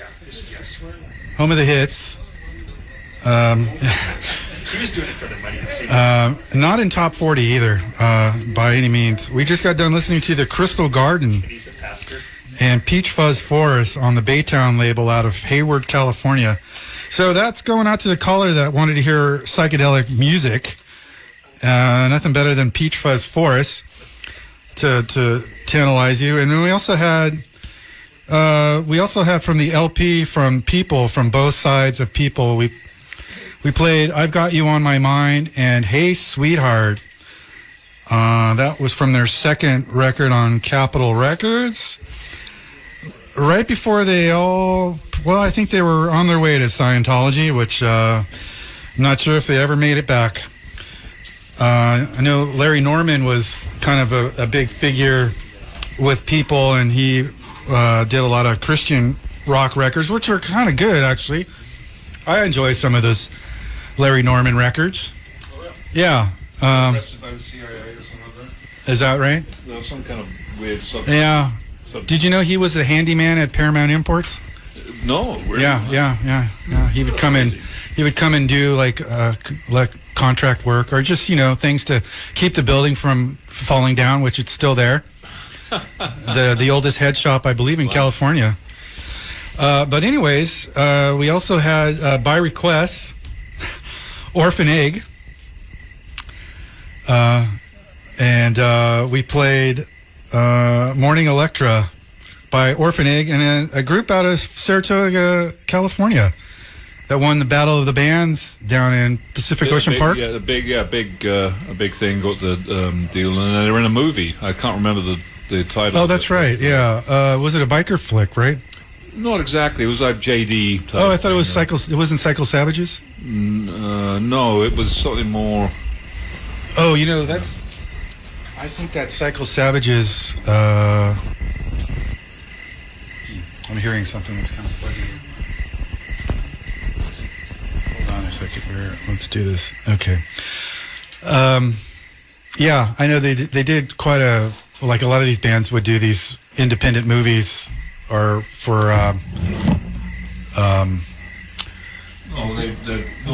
thinking of the label that did, or the company that did a lot of that was Crown International, not Crown International. Sidewalk. There it is. Yeah. Okay. Sort of, when you lose your mind through this process of playing these psychedelic records, you have scattered pieces to kind of put together, but. Sounds like you're getting a little mellow, Cricket. I'm kind of getting, it's, by the way, this is KKUP Cupertino, and it's a new day. Oh, we have some local favorites. Imagine that. We have, you want to talk about this group, Bill? That you have on the record that's coming up, a classic, we have Santa Cruz Mountains. Yes. Timber Creek from the Santa Cruz Mountains called Hellbound Highway. Came out in 1975. They were one of the bands that was one of the house bands at the Chateau Liberté back in the mid-70s. We're sort of jumping a little bit further into the future, but that's okay. We might find ourselves in the back going backwards. So Here we go. This is Hellbound Highway. And it's a good one, Timber Creek. So get up and dance to your heart's delight to this one.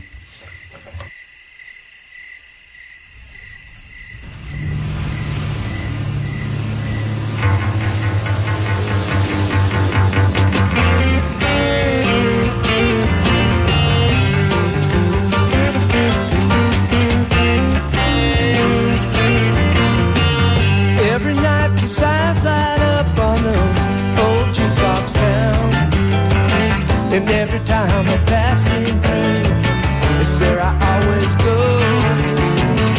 Piece of match and a bitter bit drugs on, lining back to back. I'd leave it if I only could, but I know that the cards are stacked. There's a stretch before me, Lord, I could almost taste the years. All the times a twisted fate brought me to my knees in fear.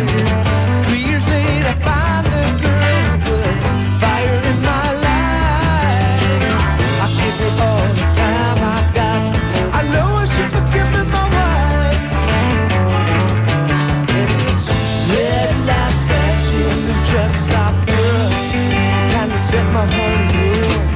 I've been living deep in sin. Now I'm going back again. Jukebox tunes and honky-tonk saloon, that's where I lay.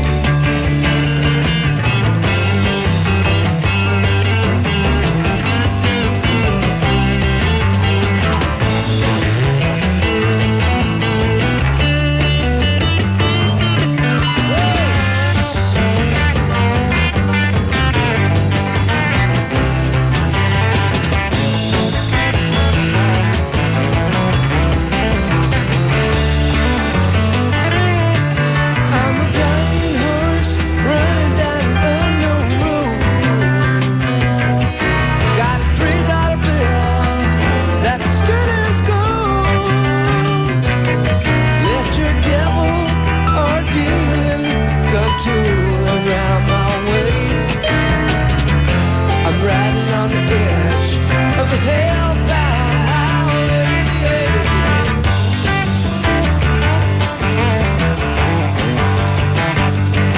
I was saved by the music and a good old country song. Another man that crossed my way, another man gone wrong. Step right up and roll those dice, you got one more chance to win. And cross your fingers just for luck, and trust the ways I say. And it's red lights flashing, truck stop girl, the kind that set my heart a whirl. I've been living deep in sin, now I'm going back again. Jukebox tunes and honky-tonk saloons, that's where I live.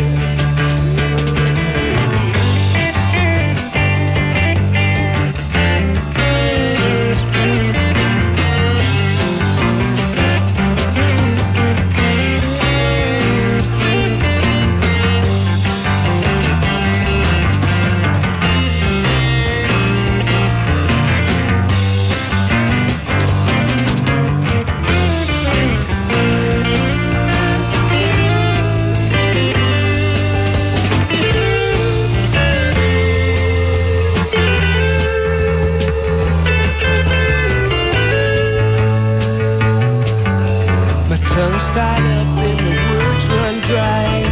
It's been too long since I've been this high. I get to heaven, but it's luck I lack. It's one step forward and the other one back. And it's red lights flashing and truck stop girl, kinda set my heart a whirl. I've been living deep in sin, now I'm going back again. Jukebox tunes and honky-tonk saloons, that's where I live.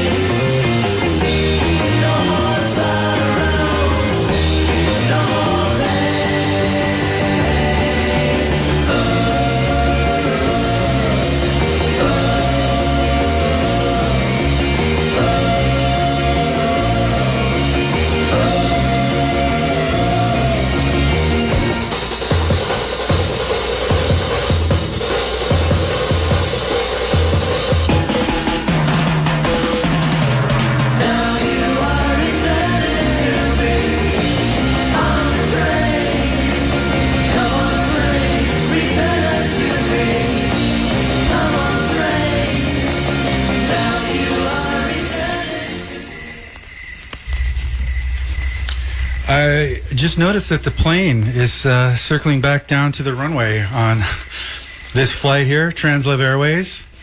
It's been quite a journey tonight, and I have to thank my passengers tonight on this flight. It's been well, let's just put it this way: I'm still looking for pretty much most of my mind.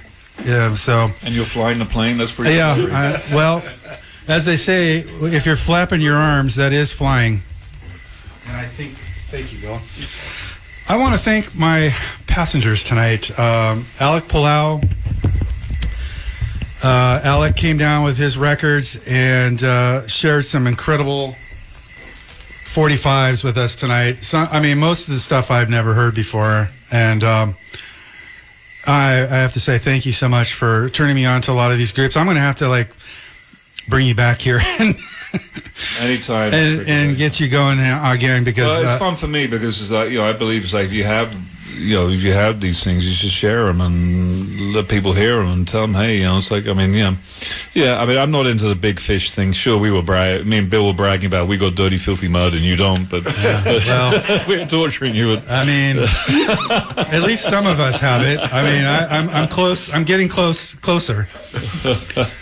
But no, seriously. By the way, anybody who's interested in that last song, it was by the Transatlantic Train, who a group from sort of a Monterey area, were previously known as the Dutch Masters, and they played quite a bit around the San Jose area. Bob Buccelli was the main guy. Later became a comedian, I think. But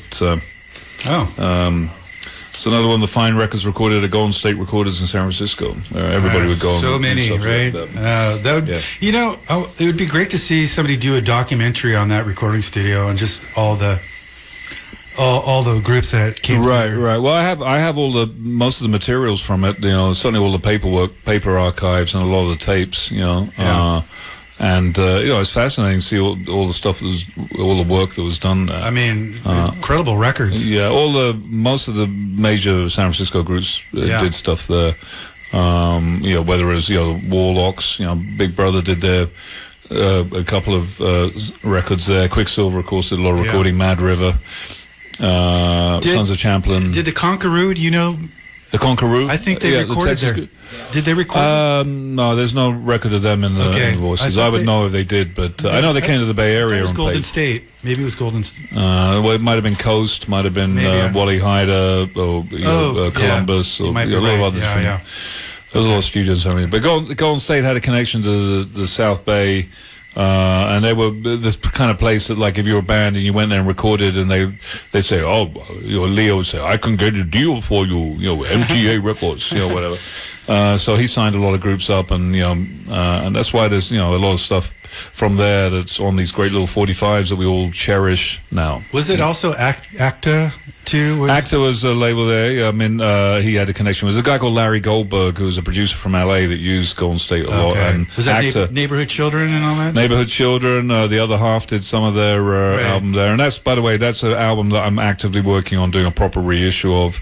The other half, I've got some unreleased material from the sessions, and just spoke with Randy Holden. He disappeared for a few years, but he's alive and well in Thailand. Which is I guess, really? Okay, I guess where people go. He's not They've had enough of the United States. They go to Thailand. Yeah, I tried to interview him, but he was too busy picking fruit from his mango tree, and I have it on tape. Someday I'll have to play it. But it was interesting. He's a lovely man. He really is. Although the Sons of Adam reissue that I did that went to him. Fantastic. That reissue took me 25 years.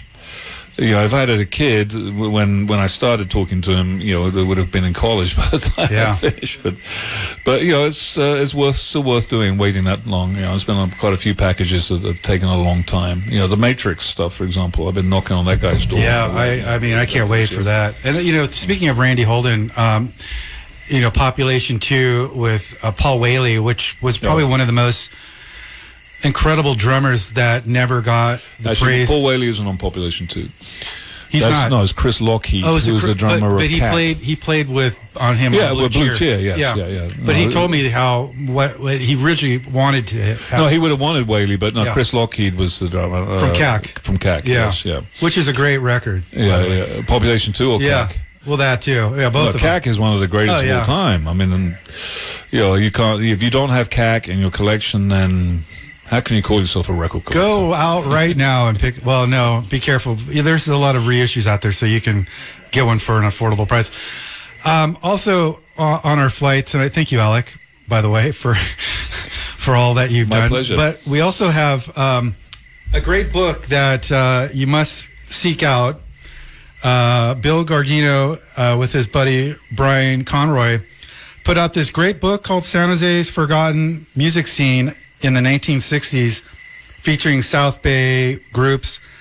And it's just a treasure trove of just handbills. And I mean, if you're really into South Bay music, and if you know somebody that would appreciate it, San Jose Red Eye, I mean, they used to have the Dope Report, right? It was their big claim to fame. They'd tell you what was on the market at the time. What was good, what was bad, what to stay away from, and what to indulge in. Yeah, be careful, kids. Just say no, K-N-O-W, know your drugs.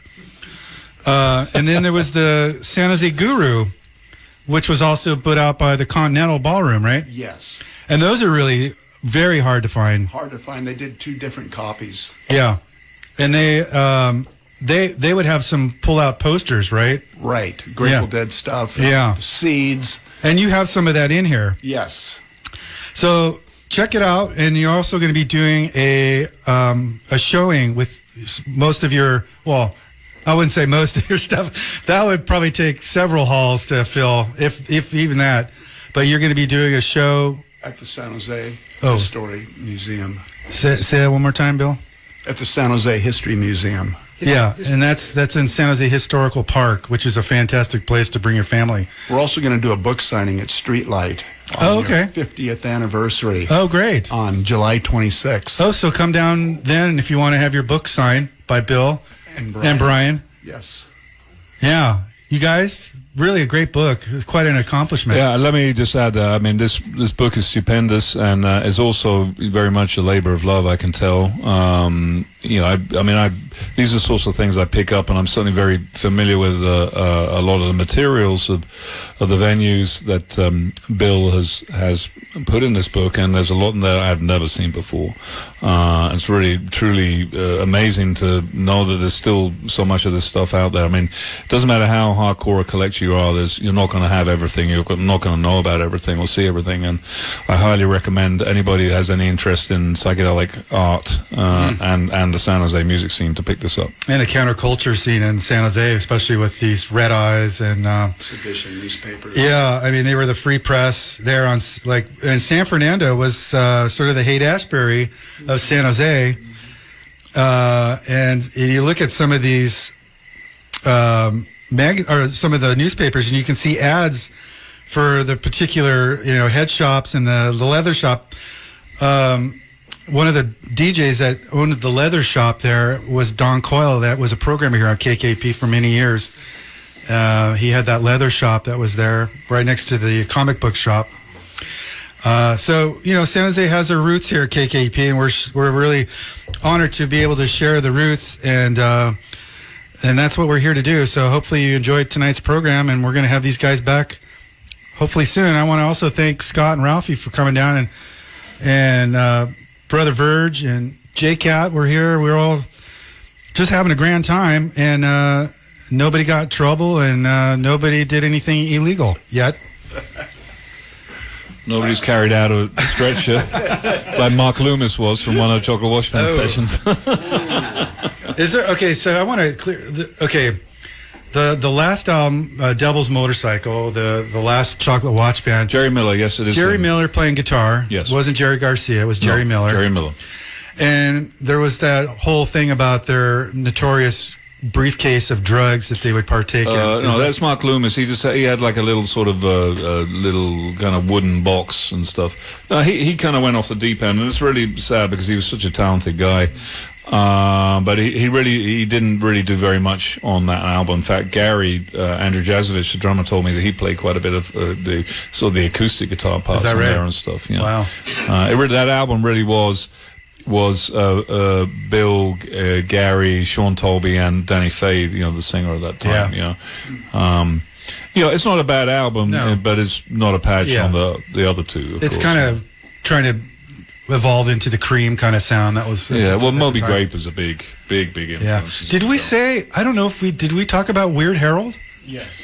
Did we talk? We did talk about Weird Harold. I know we we were played. talking off mic about it. We played Weird Harold. We played Saratoga James. Okay, so that's just been re-released, or it's been released for the first time. Weird Harold was a group out of Los Gatos, and they were quite popular. I remember reading in one of the San Jose Red Eyes, the guitarist was giving guitar lessons there on El Camino in Santa Clara.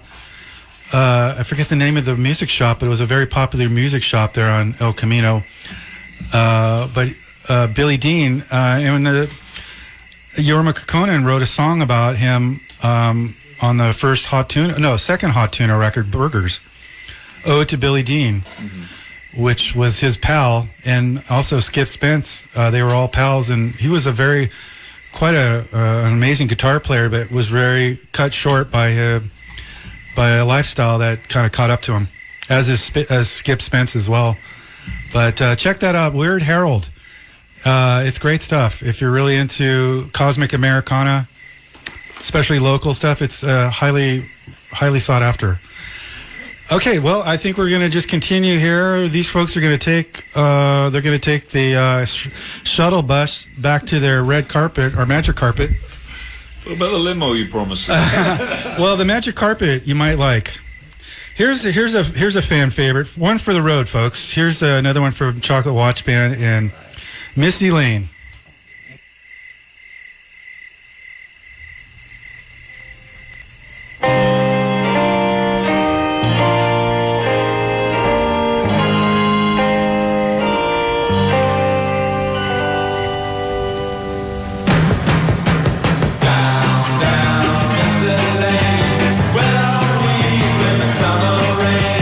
Down, Mr. Lane, I wish that we were there again.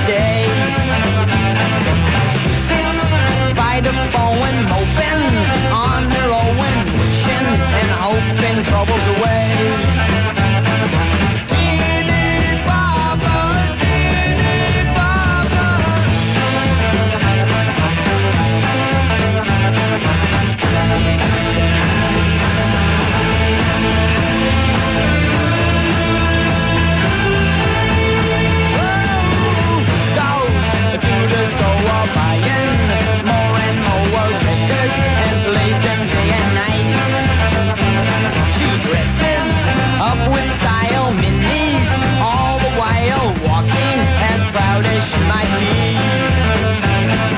Dee-dee baba, dee-dee baba.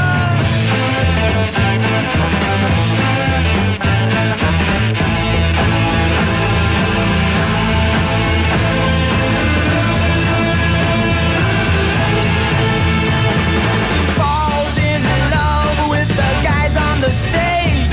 She dances, dances all the rage. Grows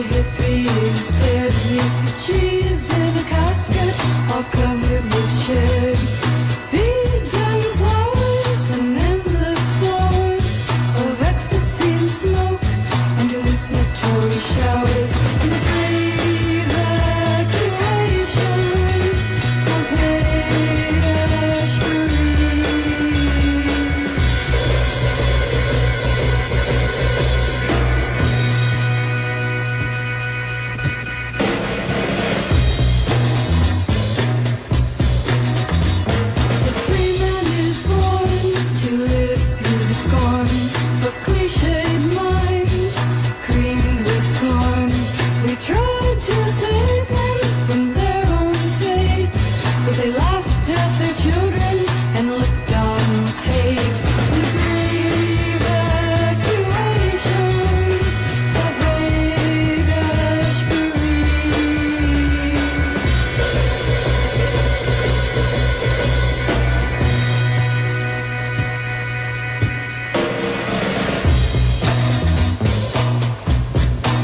We live for peace and beauty, and that's our duty. Meditation is inspiring new things for us to be. Life is evolution, be true to yourself. Once you've seen the truth, there's really nothing else but the great evacuation of Haight-Ashbury.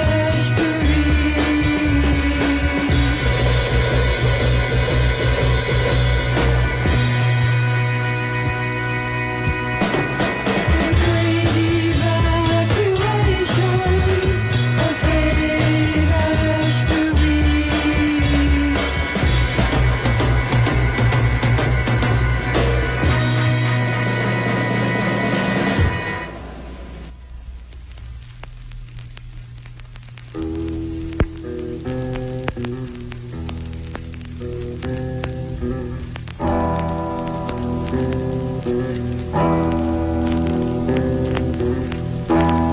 It seems when I walk down the street with my long brown hair, the cops say get off of my beat, and people stop to stare. Every time I go downtown, I don't wanna cause any harm. I always get pushed around. Hey officer, stop twisting my arm. I'm telling you it's always like this, living a life of a fairy, to be stuck for the rest of your life in forsaken Haight-Ashbury.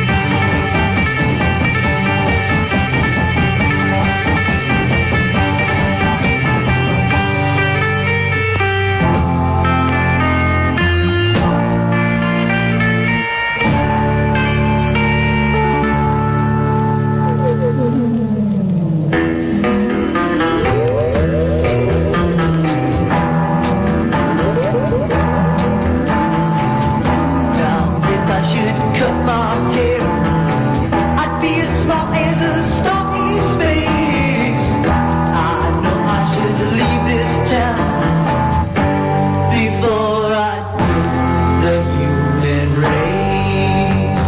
I'm telling you it's always like this, living a life of a fairy, be stuck for the rest of your life in forsaken Haight-Ashbury.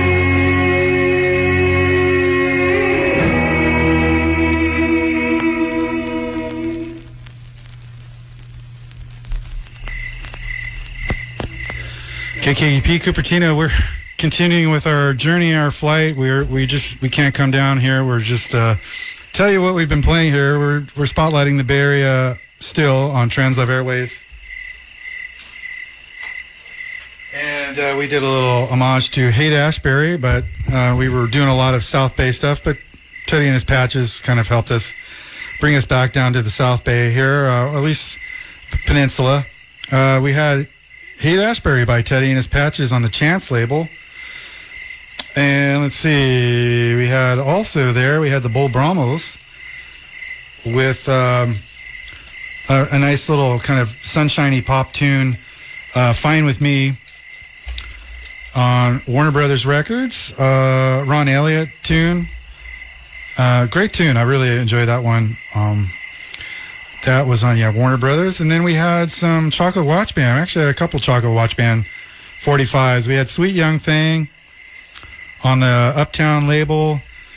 And I think I also played Misty Lane early on by the Chocolate Watch Band. We also had we had to have the Syndicate of Sound, and a big one that kind of got the ball rolling here in the South Bay, that and Psychotic Reaction by the Count Five. But Syndicate of Sound had Little Girl, which was a big tune, right, Paul? Oh, yeah. You remember that tune, right, Paul?